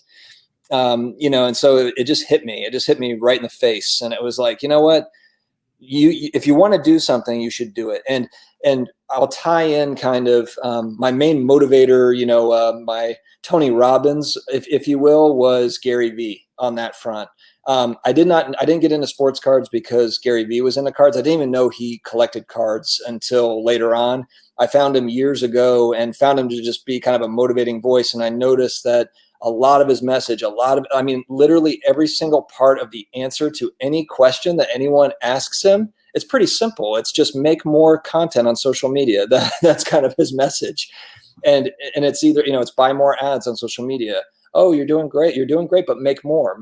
And so it just got me thinking. It's like, and then I'll get really philosophical on you. Hopefully I don't take up too much time, and then I'm thinking, COVID happens, retail is going to go, retail shops are closing, Amazon takes over the world, Skynet's coming, type thing. And I'm thinking, like, I don't know if anyone is in the future, 20 years from now, is anyone going to buy anything in a store again? Or is it just going to all be here living online in this kind of virtual world? And so then part of part of that why of creating a channel is you have to have some sort of a personal brand. You have to have some sort of online presence, whatever that is. Now, I didn't get into it because I have a certain product or I have something I'm necessarily trying to sell. But that was just something I thought down the line. And as part of kind of that legacy story of, hey, look, this is something that I could do for decades. I could be 80 years old and sitting here with Jeremy making videos. And it's not manual labor. It's something I love doing. It's enjoyable. I love talking about all things collectibles. I focus heavily on my channel on sports cards because I'm big into it. And I was telling Jeremy last night, I'm just as fascinated with, me looking at a sports card as I am when someone buys a first edition Super Mario Brothers that's graded for $100,000. I like the why behind that, and I like the nostalgia piece that's all tied together with that. And I know I'm kind of bouncing around here as part of the legacy story. I have small kids, and the only time that they've ever thought I was cool, I'm kind of joking, sort of, but not really, is when my 7-year-old, who is too cool for everybody, she's 7 going on 25, saw me on TV and was like, Dad, you're a YouTuber? Like, you actually have your own channel? You have, like, so literally, like, we're going on walks around the neighborhood and she's telling me, like, Dad, you probably should wear a hat or something because people are going to recognize you. And she was dead serious. And so when I saw that, and this was just like a month in, and then my son, my youngest, he has autism. Mild version of autism, not an extreme case, but it's still something that we have to deal with and work through. And he's got a very quirky personality. He's fantastic, but his face lit up when he saw me on TV. Because you can put YouTube on the big screen. When he sees it, he's just like, oh my gosh, like, my dad's on TV. And he's 5 years old. So when I think about that, and then you can just kind of take that to another level of, like, great grandchildren one day saying, like, well, what did grandpa do? Oh, well, you can look him up here online, and he made 10,000 videos, and you can watch that. If you want to get caught up, you can start from March 22nd, 2020, or whatever. Yeah. That all of that fascinates me. And so if you put all that into a soup, that's kind of the driver and the motivator, and it's just fun. And it's something, I guess, and part of that question that you asked is, what are my plans for the channel? And I mean, look, ideally, I would love for this to be my full-time job in a few years. I don't know how I'm going to get there. I don't have a certain plan in place. My only plan is to make consistent content and see where it goes from there. That's really my only plan. But I think it would be awesome to just do this all the time, get my kids involved. I do all these crazy, I was telling Jeremy, I did a crazy thumbnail picture for a video that I was doing on sports card losses yesterday, and my daughter's cracking up because I told her, I'm going to be holding these cards. I need you to take, she's standing on a bed taking the picture of me, and I'm making a crazy face, and she took like 7 or 8 pictures of all these different faces, and then we go through and we pick it together. So I kind of had this like long-term thing of like, man, that'd be cool if she was like my editor one day, or something. Like, maybe, who knows, I mean, who knows where it can go. And look, if it only is ever just a hobby channel that I enjoy making, then great. That's great. If it's something more, then that's great too. Do you have a message that you're trying to send? And this might be putting you on the spot, so I apologize, but is there a message that you're sort of looking to send to your viewership that might be consistent throughout your videos or anything like that? I notice, actually, I'll let you answer that, then I'll follow up. Now, are you talking about just from like a personal finance message, or is it like a cards message, or? Well, either, because your channel is called The Personal Finance Dad, and we've talked about kind of the appropriateness of that name for your channel and all that. And but more or less, like, if you were to ask me, what's your main message to the hobby? I'd come back to, collect what you like. And really the purpose of my channel is to bring information, bring personalities to the viewership, to the hobby, introduce them to people that are either content creators, passionate collectors, or industry insiders. That's kind of my three sweet spots, if you will. My main message is collect what you like and really enjoy it. It don't get so caught up in the money, which is a fun part of it too, but it's enjoy it. So I'm kind of like wondering for you, if you have a main message, and it might be, you're 2 years back in, so you're maybe still working on figuring out what that is. I just thought I'd put it out there, see if you had something in mind.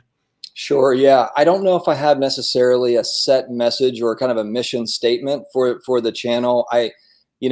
I think that with a lot of these things like cards, I have friends that do this that don't talk about it. It's kind of one of those things that they do it and it's like, well, I don't know if, like, is this cool? Can I talk about this? I think it would be, one thing I noticed is just as far as like collectibles content on YouTube, and I'll be honest, I'm not on a lot of other platforms. YouTube is what I'm using a lot of. So maybe there is a lot of this stuff elsewhere, but I really want to broaden collectibles in general. So a lot of, I'll do videos on like, top 5 type sales that happened within graded video games, because that's a random thing that, and maybe there's not many people that are interested in that, but it's something that I'm interested in. And so I think about, and that's part of what it is. It's like, I'm interested in it. Maybe other people are interested in it, and let's see how many people are interested in it and see if I can, build some community around that and build that community. So, the personal finance dad is, I picked that as kind of a very extremely general title, for the channel, because I am playing the long game with this. I do plan on being an old man doing this. Maybe I won't, maybe it'll look a lot different, for sure. I'll be really gray. But and who knows, I guess I wanted to keep it to where, if I want to talk about sports cards, great. If I want to talk about investing, good. If I want to talk about, kind of these different things that are all personal finance related, then if I'm the sports card dad, then I might not be able to do that down the line. And so that's where it just keeps it kind of more open-ended for me, to where I can talk about different topics. Yeah. Oh, fair. Sounds good, man. You mentioned kind of the opportunity, 80 years from now for your grandchildren to and their children even to say, hey, what was great granddad Dustin like when granddad was a baby, sort of thing, and I thought about that too for myself. But I think what'll be cool, because not only is like, what was he doing then? What was great granddad Dustin doing then? It's like, what did he look like? What were his mannerisms? What did he sound like? How did he speak? Those are the things that we can read about what somebody did 100 years ago. Yeah. But we can't hear them. We can't see them move. Now, with video, it's so much different. And by creating these channels, we're creating that permanent document, that permanent record of how we sound, what our mannerisms are. And I think that'll be interesting in, generations down the road for our family to look back and see. I kind of think that's a neat. Well, especially too, when you think about 50 years from now, what's the technology going to look like? I mean, I'm sure they look back at this as like a telegram, what we're doing now, but I think that's part of the fun of it. That's part of the cool part of it. I would love to be sitting down at 80 with all my family and watching this and then being like, what is this? Like, how come you're not wearing the virtual reality glasses? Whatever, Yeah. It's cool, but you hit the nail on the head. Yeah. It's all about just documenting, we're just dust in the wind. It's going to sound kind of, morbid to say, but it's like, what, if I'm gone tomorrow, what's left? Just people talking about some memories. Well, now every single day there's a new memory created forever. It sounds weird, but yeah, that's it. Yeah. Great. So, okay, here's a question just came in from Alex. He says, I think Alex is a he. If investors are coming to the hobby only to earn money, why don't we see more women buying cards? And that's a great question. I'll take the first stab at this one, Dustin, and see if you have anything to add after. I think for me, it still comes down to, what are you investing in? Investors, I think, are we have bias as an investor, and we want to invest in something that we identify with or that we like. I think we do. There's so many options out there for investing, and sports is for the majority of sports fans are men. I believe it's what I see more men at sporting events than I see women. So I don't know. I mean, I think it's because that's who have their eyeballs on the sports themselves. That might be a part of it. I'm not sure. Dustin, do you have any thoughts on that? It's an interesting question. I've never considered it before. It's really tricky. Yeah. And I guess part of my thinking is, do we know that they're definitely not buying cards? I mean, if I look at, part of, there's very, different variables, but I know that my YouTube audience, when I look at like the analytics, it's like 1% female. And I think the 1% is my wife and my sisters, and maybe my mom, but so I do see that there's not a lot of women maybe watching the channel, but on Twitter, I have seen women that are buying and selling cards and that are talking about it. So I'm not really sure. That's a really good question. And as far as like women are definitely at sporting events. I mean, if we think about, maybe they're with their boyfriends or with their husbands or, whatever that is, but that's kind of a tricky one. I don't know why. And I guess if we're thinking about our generation, I'm trying to think back when I was trading cards with my buddies, I just don't remember their sisters doing that with us. I don't remember that. No, I feel like that was more of a boy thing. I could be wrong, but yeah. No, I don't think you're wrong. I think you're right. I think it really, and BY says right here, volatility, sports, interest, and knowledge. I think really it comes down to the second one there, the interest and knowledge about sports, and volatility could be a part of it too. But I just think it comes down to interest. And, if you think about, I've been to so many card shows over the last 20 years, there are women in the hobby. There's no doubt about it. But I would say it's maybe 2%. If you were to count if you were to like stand at the door at the entry to the national and, and just tick away at man, woman, man, woman, man, woman, I think you're going to see about 2 women for every 98 men going through those doors. Just my guess. Yeah. So. And maybe that speaks to the casual sports watcher. They're kind of maybe more on that casual sports watcher side, which is another, those are not people that are buying base rookie cards, for $2,000 or whatever, that kind of falls into that. So yeah, I think there's a lot of, and I don't even think that's women too. I think that there's just a lot of casual sports watchers in general that might really like a player, but just if you talk to them about a sports card, they wouldn't go for it. And maybe just because it's not more of a mainstream thing, maybe that'll change. Yeah. And you know what? It's probably a good sign that there's not a bunch of women coming in just to invest, because I think we could draw some parallels to men as well. Men are investing in sports cards because they like sports and they like the athletes that they've seen them play. They have memories of these athletes, or they're watching them play right now. So women who are doing the same would be, I don't think there's a difference really. I think what's going on is whatever the percentage of man versus woman was a year ago, we're going to see that same percentage moving forward, whether it's investors or collectors coming into the hobby. Interesting topic. Who asked that question? That was Alex. Thank you for the question. Appreciate it. And thank you for joining the show. Rich Barone, the mayor of Canada out of Long Island, New York. Welcome to the show, my brother. And Jordan James says, do you think high population reports will tank the sports card market? McDavid, Zion, Luka, etc., having 10,000 plus graded. Jordan, we talked about this. This is a long show. We talked about this probably about half an hour ago in some depth. So when this episode is fully rendered on YouTube, which should be either later tonight, early tomorrow morning, I'd ask you to come back and kind of maybe skip through to that part, see what we mentioned. But the short answer is no, I don't think it would, because you've named the players that have high population reports, and for them to have the power to tank the sports card market, I just don't think they do. The foundation of the hobby is too strong for a few players and it really is a few, with these crazy pop reports to tank the market. I think they're going to tank those cards, but certainly not the whole market. Rich goes on to say there are a lot of women who collect Jeter in New York. That's cool. Hey, he was a stud, right? Cardboard Nostalgia says Jeter collected a lot of women throughout his career. Funny. So Funny. I haven't met Jeter, but I will. Can I tell you a quick story about how I have been in his presence before? Sure. All right. I've got the Tiger Woods story and I've got the Derek Jeter story. So Derek Jeter. So let's go back to 1999, I believe, is when this was. I was 17. I was working at a movie theater in Tampa, Florida.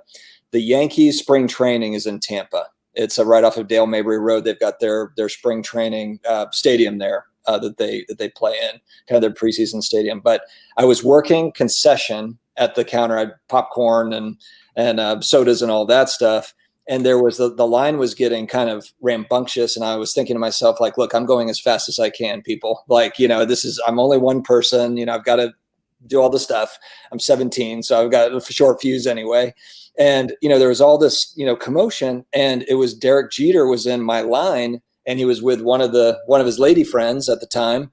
And he came through, he ordered a small popcorn and a bottled water and he didn't put any butter on his popcorn. So, and I said this in one of my other videos, if you want to be a pro athlete, just keep the butter off the popcorn, keep it small. But yeah, I didn't try to talk to him or anything. I was shaky and, but it was Derek Jeter. Yeah. Very, very cool, man. And I do have it on my notes to get you to tell your Tiger Woods story. But before you do, I want to address a couple comments here coming in. Penguins Chronicle says to Jordan, eventually, I think it will tank the market. 18,000 Luka prisms, 14 Zion prisms, conversely, only 3876 Griffey 10s.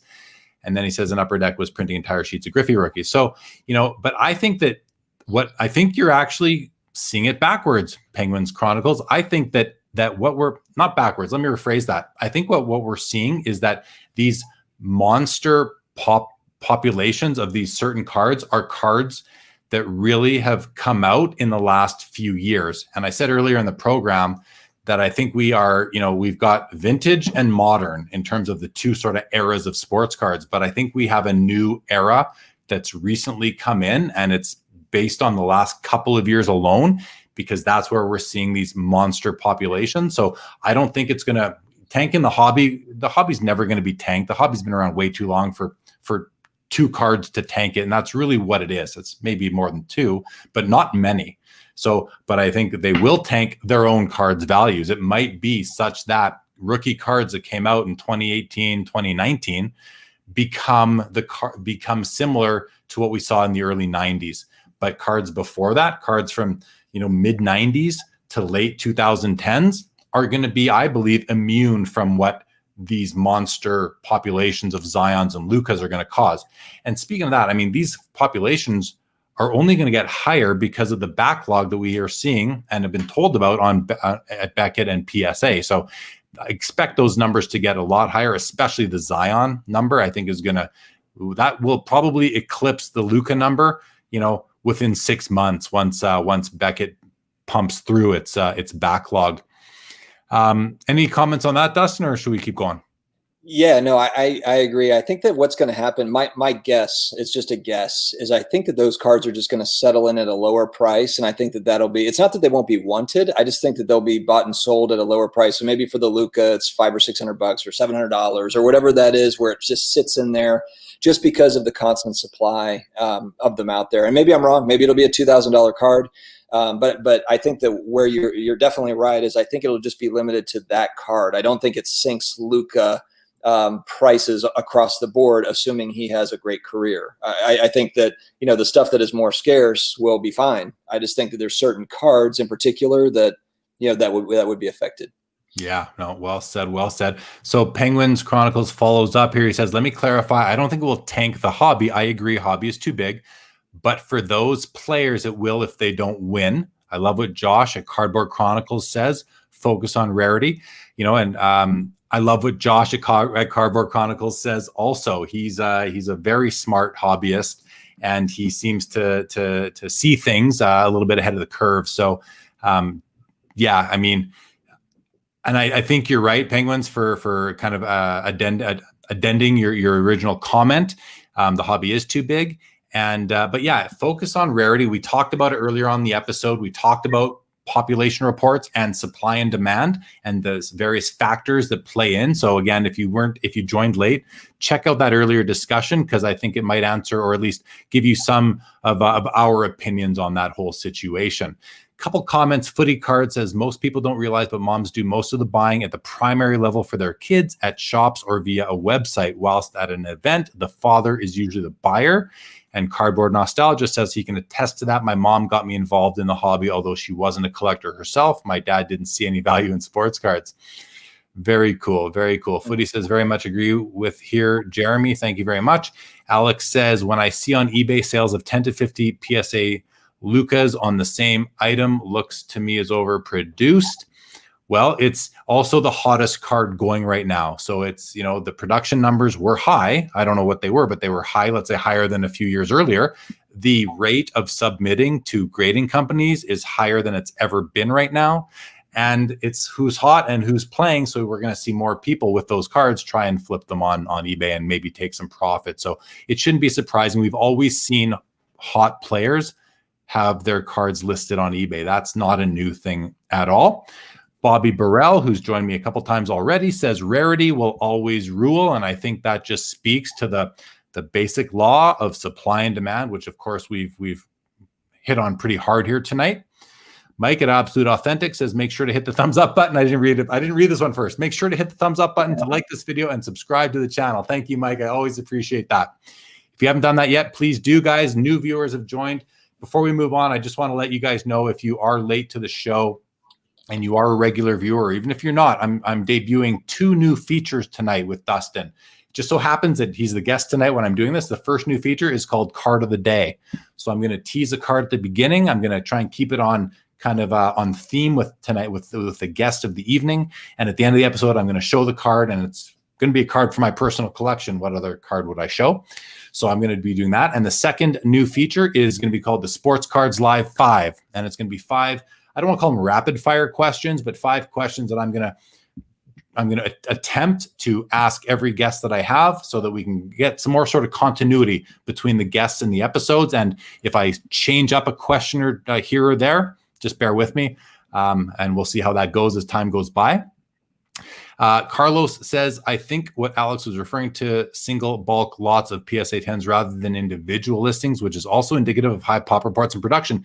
It is. Thank you for clarifying, Carlos, if that is what Alex was referring to. But I'm gonna go back. I remember in the early 90s, you would see for sale on whether in the classifieds of the hobby magazines.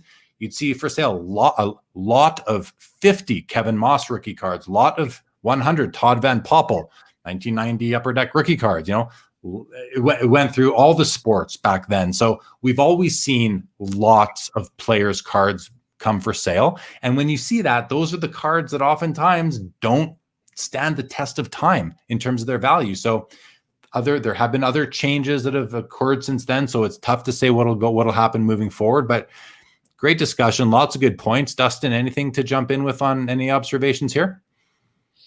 No, I mean, that does. I kind of laughed. I was thinking about one of my friends when I was a kid, Blake, his dad, and I was so jealous of him, but he had boxes. So my dad was kind of like the other guy was talking about how the fathers didn't like the sports cards. My dad was that dad. He bought me cards, but he didn't think there was any value in it. And in part, he was right. It was the junk wax era.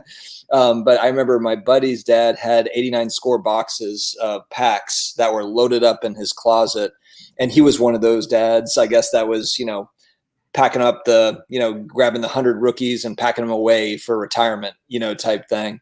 So it just made me think of that. And I agree. It is always a little scary. And part of the reason why I have moved over to a lot more vintage lately is because I like the fact that when I look it up on eBay, there's 3 listings for any grade of PSA. It's not like there's 3 of the PSA 5. It's like there's a PSA 3, a 5, and an 8.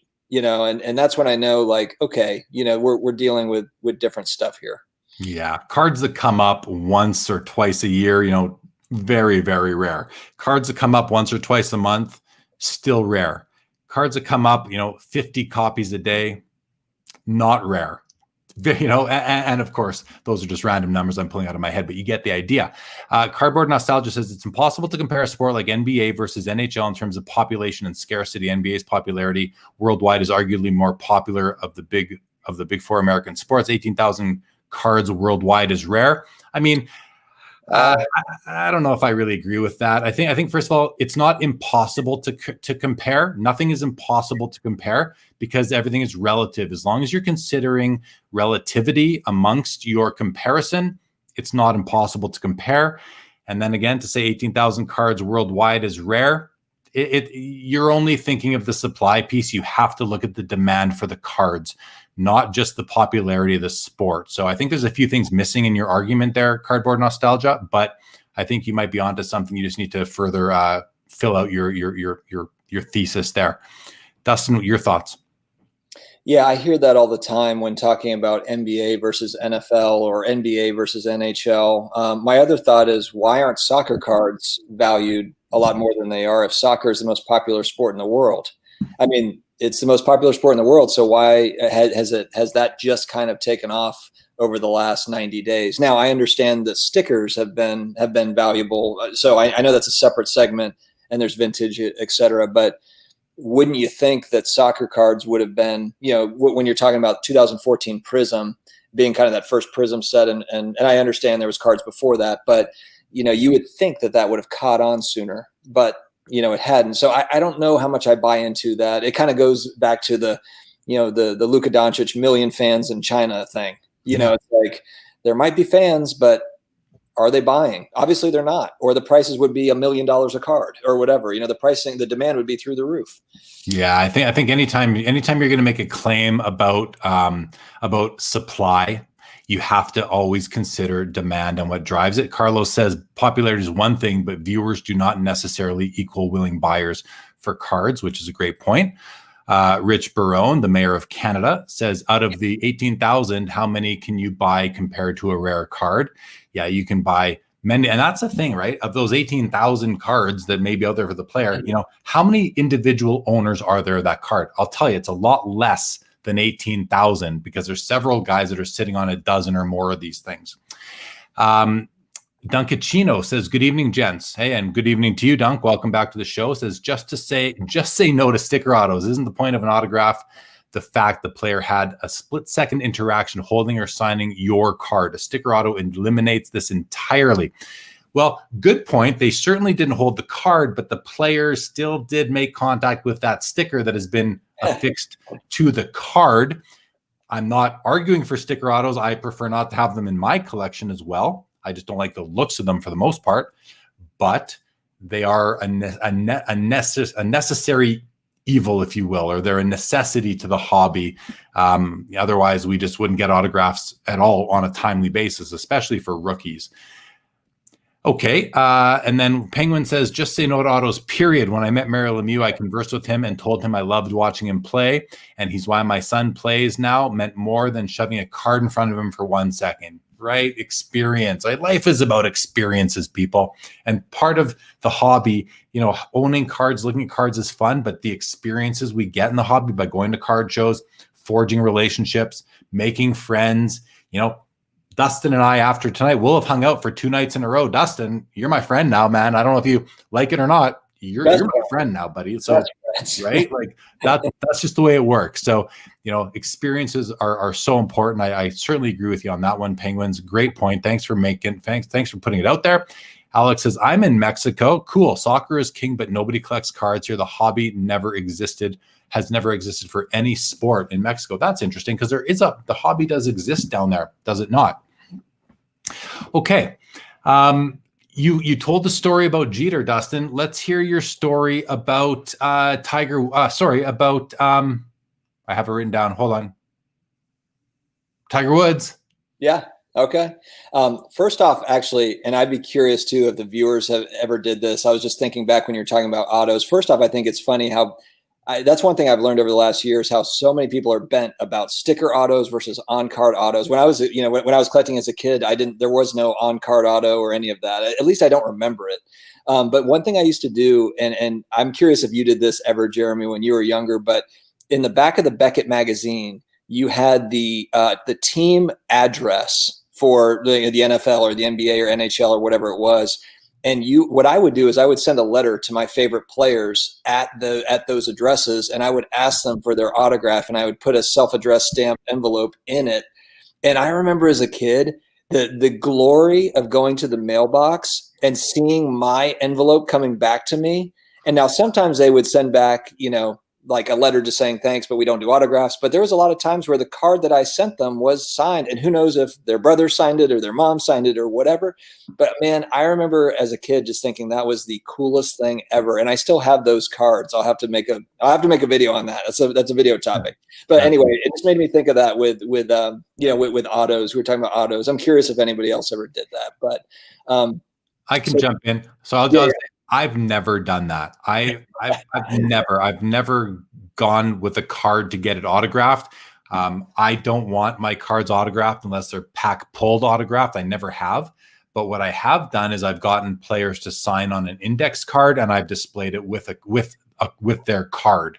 I think that's kind of cool. I've also had players sign the outside or sign the PSA slab that their rookie card has been in. So I've done a couple of those things, but yeah. So Tiger Woods, man, tell us your Tiger Woods story, your personal Tiger Woods story. Yeah, another best friend of mine, Tiger Woods. Not really. Okay, so this is 2008. It was either the fall of 2008 or it was the spring of 2009. I believe it was the fall of 2008. I lived in Orlando, and Metro West is a part of Orlando, and there was a small gym there called Cardio Club.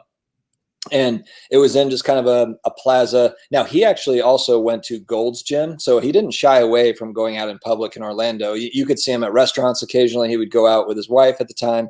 But I was just at Cardio Club. I used to go, my office, the company I was working for was literally just right down the street from them. And I went there. I would go there for lunch and work out. And then I would go back to the office, eat lunch. And so I was there, and literally at lunch, there's 5 people in the whole place. And the way that it was set up is the whole kind of one big wall is just a mirror, and they have all their dumbbells kind of lined up there, and you can pick up your dumbbells and do your thing.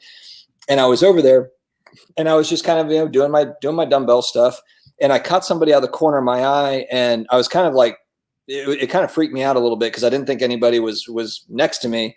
And I looked over, and it was Tiger Woods sitting there on the bench, and he was doing he was rehabbing. I believe it was a lower body injury that he had. It was like a hamstring maybe, or a knee, or he was rehabbing something at that point. And that was really kind of the start of his injury troubles. Actually, it was the start of all of his troubles, for being fair. And he was doing a little bit of like rehab lightweight stuff. And I remember just like kind of freaking out a little bit and like, oh, should I say something? And I was thinking to myself, like, I'm never going to see this guy again. I should at least go up and just say like, hey man, I'm a big fan, not waste his time, like not sit there and ramble, but just go up and have just a quick conversation, do a fanboy thing. And so I did. I went up to him and I was like, hey man, just wanted to let you know I'm a big fan. And he said, thanks, bro. And he gave me a fist bump. And he was just sitting there texting. And I remember thinking back, like, I wonder if he was, because it came out later, of course, that he had a lot of mistresses and things, that he was doing. And I was wondering, like, I wonder who he was texting. That was literally maybe 3 or 4 months before everything fell apart for him. But in public, he was a nice guy to deal with. I mean, now granted, I didn't say like, hey, can we get a picture together? Now this was 2008, so there wasn't a lot of the selfie. That was just kind of the start of selfies and all that. So I didn't really press it, but it was kind of it was just weird how it just happened. It was a cool just moment. So I have fist bumped Tiger Woods in my life with this hand, I was like, my friends, and I haven't washed this hand since. I was just going to say, he still hasn't washed it. Yeah. There's mildew and there's green hair all over it, but never washing it again. Hey man, that's still, it's kind of neat, right? Like it's just, we collect we collect their cards, we watch them on TV. And when you have somebody of Tiger Woods stature, it's a neat story to be able to tell that I got a fist bump from him at the gym. I mean, it's just kind of neat. So very cool. Richie Barone, Midnight New York. You'll watch tomorrow later. My brother, good night to you. Have a great night. Stay safe, my man. Tim says the addresses. Dustin just brought me back to 1991. I'm a year younger than him. getting mail and autographs back from players was unreal. Great memories. Again, that's the hobby. And I'm gonna let's get into the last topic we're gonna talk about tonight before the Sports Cards Live 5, which is what lies at the core. And this is sort of a loaded question because everybody knows this, but what lies at the core of the foundation of our hobby? What is the reason why a Luka and a Zion card cannot tank the whole hobby? What's that word? What's that thing? What is it? What is it, Dustin, that drives the hobby? I mean, for me, well, I think nostalgia drives the hobby, if that's the word you're looking for. That's the word. For me, my quick personal story, and I'll make it short, but my parents got divorced when I was 11. So, and I started collecting when I was probably 7 to 13 were really kind of my prime years of collecting cards. And for me, that was really a fun thing that I did with them when they were together. It was also a way for me to kind of escape a little bit when things were not so good. And so but that was always a positive point in my childhood. I look back at, that piece of my childhood as the greatest, and not that I had horrible teen years. I didn't, but those were very innocent times. We've talked about that. That's pre cell phones. That's pre, internet and everything else. And so those little pieces of cardboard were kind of the thing that I look forward to, along with playing sports and those things. But those are, I have great friends, from those times that I used to trade cards with. So it's kind of like what Tim is talking about here, when you get that, I just thought about it as we were talking, and that's not something that I thought about before we actually even got on the air. It was just, we were talking and I thought about that as a kid, and I'm glad that, I brought it up and someone else can relate to that, but that's what drives this thing. That's what it is. It's really it's those great memories. And, do I have, I don't have necessarily those Luka Doncic memories yet, but maybe my son will, and maybe it'll be somebody that will be somebody for some other person, so, and that's really the thing that drives it for me. And I think that, just collectibles in general, and that's what fascinates me about all collectibles. Like I said, it's the Atari games and the more, or whatever it is. It's because it takes you back to that time when you were 8 years old and everything was right in the world, and that it's fun. It takes us back to when we were younger and when we couldn't get things that we wanted for various reasons. It was the same. I have a similar story to you, Dustin, in that I remember getting 1 or 2 packs of cards every week when kids I went to school with were getting boxes of cards every week. They had more means than I did, let's say. And I always wanted more. And it's still a part of what drives me, I believe, is that kid in me who wanted the cards. It was almost a game of keep up or catch up, or, keeping up with the Joneses sort of thing, as a kid. And somehow it never really left me. And I'm willing to admit that. I'm willing to put that out there because I think it's just my truth. And, it's nostalgia now. At this point, it's like, I can get the cards if I want them, within a certain limit, of course. And, but the seed of the collector, let me rephrase, the collector gene, I believe is a real thing. And I think that it's, when you tie it with nostalgia, it creates the power, a very powerful, and by powerful, I mean, maybe passionate. It creates a very passionate collector. And as long as we have passionate collectors, which I think we always will, because we'll always have nostalgia, and nostalgia is I think the fuel of the hobby, not the fuel of the hobby, it's the foundation of the hobby. And so, I mean, there's been comments tonight like tank the hobby. You can't tank the hobby. Nothing will tank the hobby, I don't think. But you can have cycles in the hobby. And you just made the point, Dustin, about maybe your kids will nostalgically go after the 2018 Luka Doncic Prism base card in 30 years from now. Well, I guarantee you some kids that are your kids' age today will do that in 30 years from now. And the reason I can guarantee that is because we've seen it happen with the Ken Griffey Jr. rookie card, right? That card was mass produced, for its time. It was very valuable when it came out. And then people sort of stopped caring about it because it was readily available and maybe overproduced for the demand at the time. And then, 10, 20, 30 years go by, and now people are saying, hey, wait a second, the relative print run of that or population is maybe not so crazy when you compare it to the cards of today. So I'm going to go back and grab one of those because, first of all, it's nostalgic for me.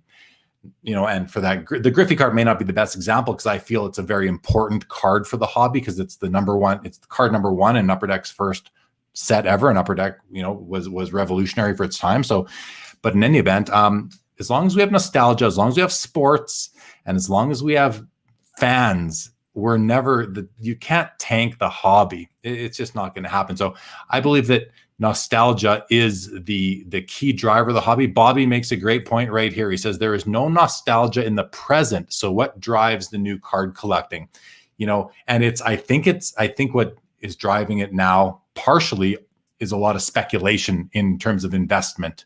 And that's what's doing a lot of it now. Plus, people still want to there is, maybe nostalgia isn't the word for this, Bobby, and I'd love to brainstorm with you on what the word might be, but there is still a desire to connect to the game. And one of the only ways we can do that truly is by owning cards. It's a very easy way to own a piece of a player, or, we call it a piece, but almost like a share of that player. And I think that might be what drives the modern card collecting. And we are also aware that nostalgia exists. And in 5, 10, 15, 20 years, the nostalgia bug will hit cards of today and yesterday. So maybe we're trying to load up on some of those if you're looking to play that speculation game or that, investment game. What do you think of all that, Dustin? Yeah, I agree. I was just thinking about a couple of factors that might be different than previous cycles, I guess, is the rise in fantasy sports.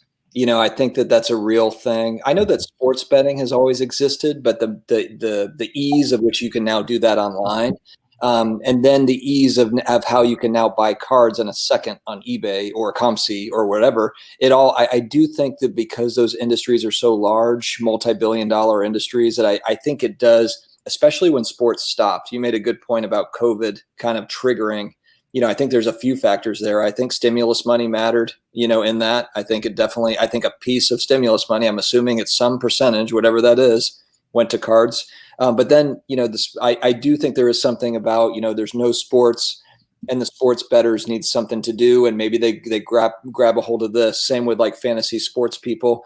And then I think maybe they come over and they think, wow, this is actually pretty cool. And they end up staying and they don't end up going back to sports betting, So I think that there are a few factors maybe with this cycle that are different than previous ones, which is exciting, and maybe that's part of what's driving kind of that, the modern boom part of it. But you're right. I mean, a lot of it, I think, is just speculation, and it's fun to kind of gamble on these new players and let's throw some money at these players and see what happens. So, I think that's part of it.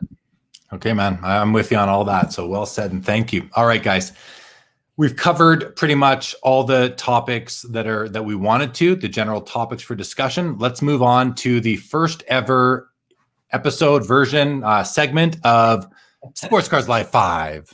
All right. I just made that up right there. So I'm going to hit you with 5 questions. This isn't like a speed round, Dustin, but it is 5 questions that I'm going to try and ask all my guests. If you are watching the show right now and you are a guest who I've lined up to come on in the future, please pay attention because I will ask you these questions as well when it's your turn to join me on Sports Cards Live. This is episode number 46. If you're new to the show, there are 45 other episodes in the archive on the YouTube channel. If you haven't yet subscribed, I'd greatly appreciate it if you would. Almost at 1,100 subscribers.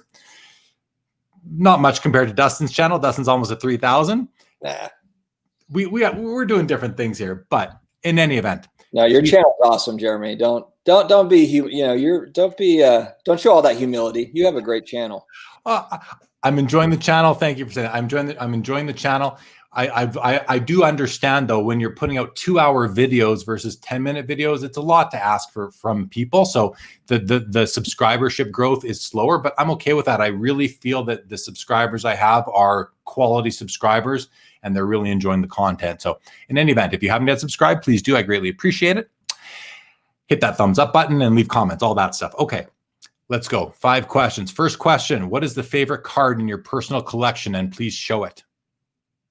Oh, yeah. This was actually really hard so I don't really have a favorite per se. And I'll be honest, my cards were kind of like where my wife was trying to go to sleep in our, in our room. So I was going through some of those and then I couldn't really choose. And she's like, I'm trying to go to sleep. So, all right. So I just picked a couple. I actually picked up two of these fairly recently, but let me see if I can get this right. Roger Staubach, this is a PSA 6. And neither of these are not high dollar cards necessarily, but I'm going back to kind of my roots with football cards. I love basketball cards, but football cards just kind of do something to me internally. It's like you get that, that great feeling. Probably what hockey cards do for you, Jeremy. Yeah. Staubach, he's arguably the best Cowboys QB of all time, along with Troy Aikman. And so I think it's an important card. I would like to get higher grades of the Staubach rookie. I would like to have multiples. I have two of the 6. The PSA 6, but that's one that I like the look of it. And honestly, just 72 Topps football in general. There's a few. I've got Terry Bradshaw's second years because his rookie is 71. That second year Bradshaw is a really nice card, and I picked up a couple PSA 7s of that card. So these are not high dollar cards, but I just want to hold it. I want it in my hands, and we'll work up from there. Yeah. And then the other one, first off, I like the gigantic case, but it's a Pistol Pete. It's a Pistol Pete rookie from 1970 Topps. Sorry for the lighting, guys, but this is a PSA 6. And that card is, that's not necessarily a card that was something when I was, when I was a kid, I was like, oh, Pistol Pete Maravich. But when I was a kid playing basketball, a lot of the guys, a lot of the kids called me Pistol Pete because I could shoot the ball. I couldn't do much else, but I could shoot the ball really well. And so they called me Pistol Pete, as I played.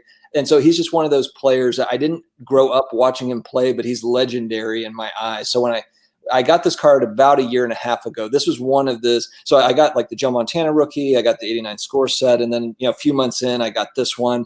I just kind of picked and chose, a few cards. I wasn't buying a lot of cards. I was being very choosy with what I was buying. But just, and one that's escaped me that, and I know we're going to get to this, but well, anyway, no, I'm not going to talk about that one. Go ahead. You're taking question. That's question. That's question number 2. Yeah, I'm not going there. Go ahead.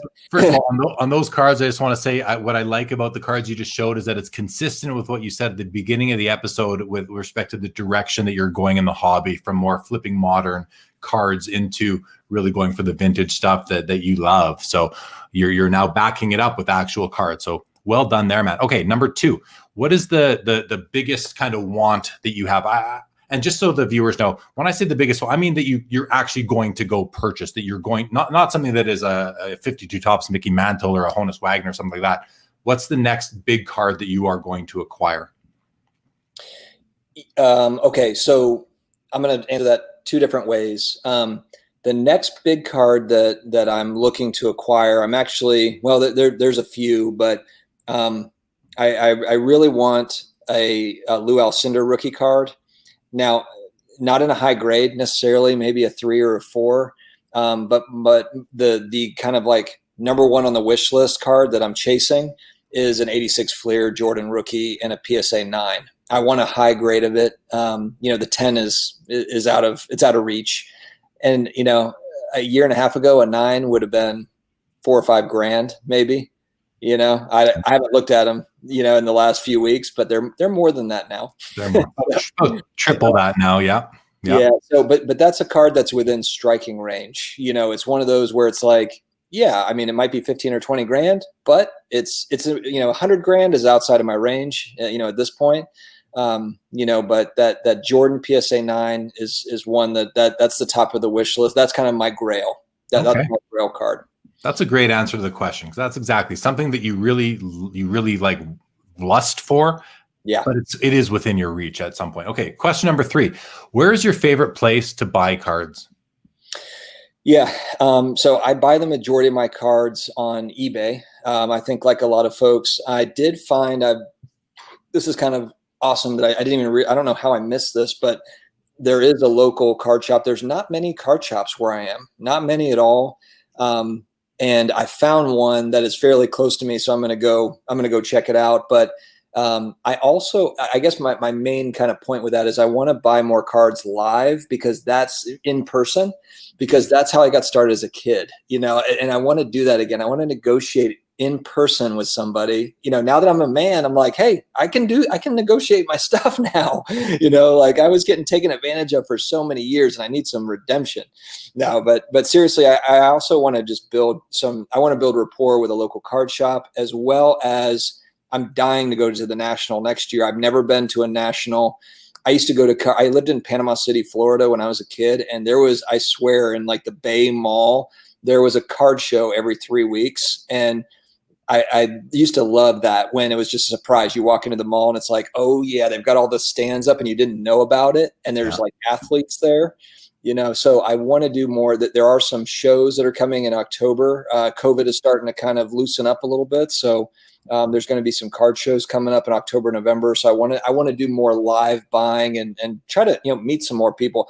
I've met a ton of hobby people. I have more hobby friends now in the last 6 months than I have like longtime friends in general, so, and I want to build on that. Yeah. Get used to that, man. That's the way the hobby is, right? We're like-minded. We're going to hit it off. We're going to get along. And that's why I said before, like we're friends now, like whether you like it or not, it's just the way it is. And we'll see each other at the next national, and we'll have a meal together or something, and, with a bunch of people, and it'll be fun for sure. Okay. Next question. If you could change one thing in the hobby, what would it be?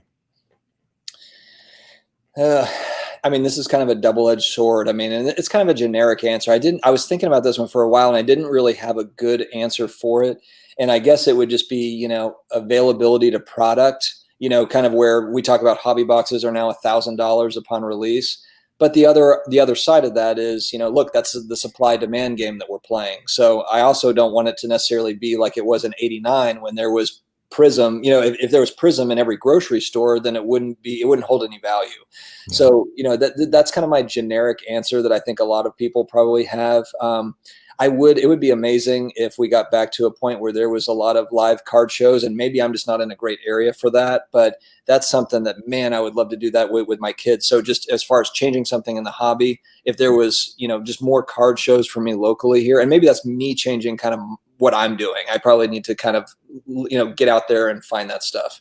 Yeah. Well, you see the comment I just threw up by Chris West as people with monthly card shows don't know how good they have it, right? If you can go to a card show once a month, you're pretty fortunate in today's world. Well, even in yesterday's world, really, it's nice to have a local card show that you can go to regularly. Final question is, what is your biggest hobby purchase regret?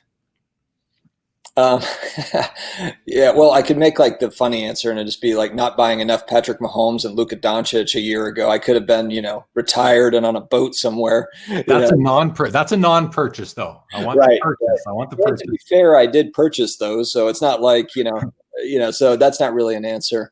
I did post just kind of a crazy video. I did like the funny thumbnail a couple of days ago about my losses.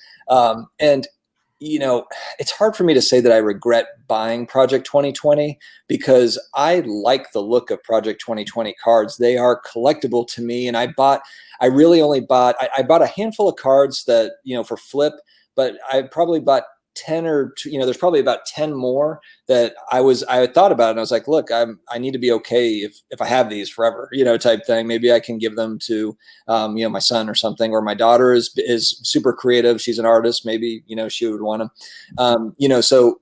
And then I also invested in rookie QBs last year in the NFL that have not panned out yet, but I have not sold them, so it's not a loss. But it's like Will Greer and Mason Rudolph and all these guys that are and that was a lesson to be learned as well, just kind of a hobby lesson of when you zag too hard, it's speculating on guys that you're really counting on them to start, and they might be third string, but their card could go from $2 to $20, and it's like, there's probably safer ways to go about it, or just, different ways to go about it. But that was part of the learning curve. So it's regrettable, but again, you have to suffer to learn. You have to lose to learn, and I lost some. So, and those are a couple of examples. I haven't made any monster mistakes, huge regrettable mistakes. But I think going back to what you were talking about, I do have if I was going to spend $1,000 on a card, it would have to be, a long-term hold. I've never spent $1,000 on a card. The most I've spent on a card, and I put it in a video, actually, I put it on a credit card without my wife knowing, was I bought 2 Luka Doncic optic rookies, just base rookies, for $600, PSA 10s. And they went up to, 1,000. Now they're back to 600 again. But for me, yes, I'm speculating on Luka. He's a newer player, but those are long-term holds for me. So it was kind of more of like, I don't mind playing that volatility game, with it. So there's, if I was going to spend big money on a card, it wouldn't be on a Zion RPA. It just wouldn't, it would be on something different, something more of like what I just showed you. Yeah. No, awesome, man. Well, thanks for playing the game with me. I appreciate all the answers to the 5 questions. And I may, even from this, I may change one of the questions around for the next one or something. Even like if you had $1,000 to spend on a card, what would you spend it on, right? That kind of thing. So I'll be working on that, everybody, trying to really perfect the Sports Cards Live 5 questions that are going to come at the end of every episode, which leads us into the other new feature of the show, which is the card of the day. So Dustin, I haven't even told you what this card is, but it's sort of on par. It's a card I'm proud of. I didn't actually take the time earlier to look back and see when I acquired this card, but I believe I acquired this card probably about 5 years ago. It's a vintage card. It's a football card because I know Dustin likes football cards. So here it comes. I'm going to try and just sort of slowly reveal it. Wow. It's the Johnny Unitas 1957 Topps rookie card. It's in a PSA 7 condition as per PSA's graders. And I love this card. I'm noticing, just looking, this is a very bright lime green in real, in hand, but on the screen here, I can see it's kind of looks like a dull yellow almost, but it's actually a very bright green, and this is a very bright orange. And then the bright, his name is within a very bright green box as well. So the card looks a lot better in hand than it does on camera right now. But I love that it's almost like 2 cards in one. You've got the portrait shot here, and then you've got the action shot here where he's like just about to throw the ball, which is just, I think, was really epic for its day. Yeah. So a beautiful card, a very important card among football Hall of Famers. Yes. So this is my card of the day, everybody. It's the first time I've shown a card of the day, and I'm happy that it's my John. It's also the oldest football card I have in my collection. I have some others that are, of this sort of player caliber and Hall of Fame caliber, but this is the oldest football card in my collection, and proud to own it. And so there we go. That's awesome. Love it. Card of the day. Vintage football in honor of tonight's guest, Dustin. Guys, thanks everyone for tuning in tonight. As you've noticed along the bottom on the ticker here, we've had Dustin's contact information. Follow him on Twitter, follow him on Instagram, and his YouTube channel is called The Personal Finance Dad. If you aren't already following him or subscribing to his channel, make sure you do. It's one of my daily go-tos. Every time I see he's got a new video out, and he puts out at least one video every day. They're nice and short. They're easy to consume. Check them out. Enjoy them. Give them some support. And I want to thank you, Dustin, for joining tonight. This has been a lot of fun, man. As I say to all my guests, the 2 hours flies by. We're at 2 hours, almost 2 hours and 8 minutes gone on right now here. So I want to thank you for coming. Thank you for sharing the episode with your followers on the various platforms. And anyone, if you're new to the show, thanks again for watching. Please subscribe to the Sports Cards Live YouTube channel. I go live Wednesdays and Saturdays at 10 o'clock Eastern, 7 o'clock Pacific, and all the time zones in between. And we bring on, passionate collectors, other content creators, and some very, influential hobby industry insiders. So check out the archives. Please subscribe, and look forward to seeing you all again. Dustin, thanks so much, man. Give you a chance to say goodbye to the viewers, and we're going to call it a night. Maybe we're not. Maybe we're going to go to a few comments first, actually, before we sign out. Let's do it. Let's do that quick. Chris wants to say, one of these days, Todd Van Poppels will pan out. One of these days, Chris, one of these days. It helps if you actually had a career, though. It doesn't. Overproduction and no career is hobby disaster. Overproduction and a career, you got a chance, right? Tim says, if you're a 90s kid, you probably Yes, spent a lot and lost a lot on Pogs. No doubt. Love it.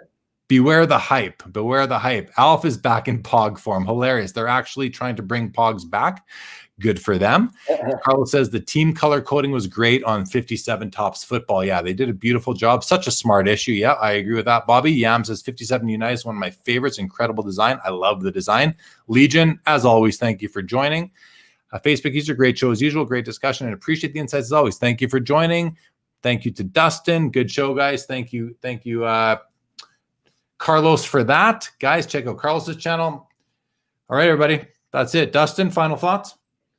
Hey, thanks very much, Jeremy. This is easily the best sports card interview channel that exists. So I feel really fortunate to be able to get on. So thank you very much for having me.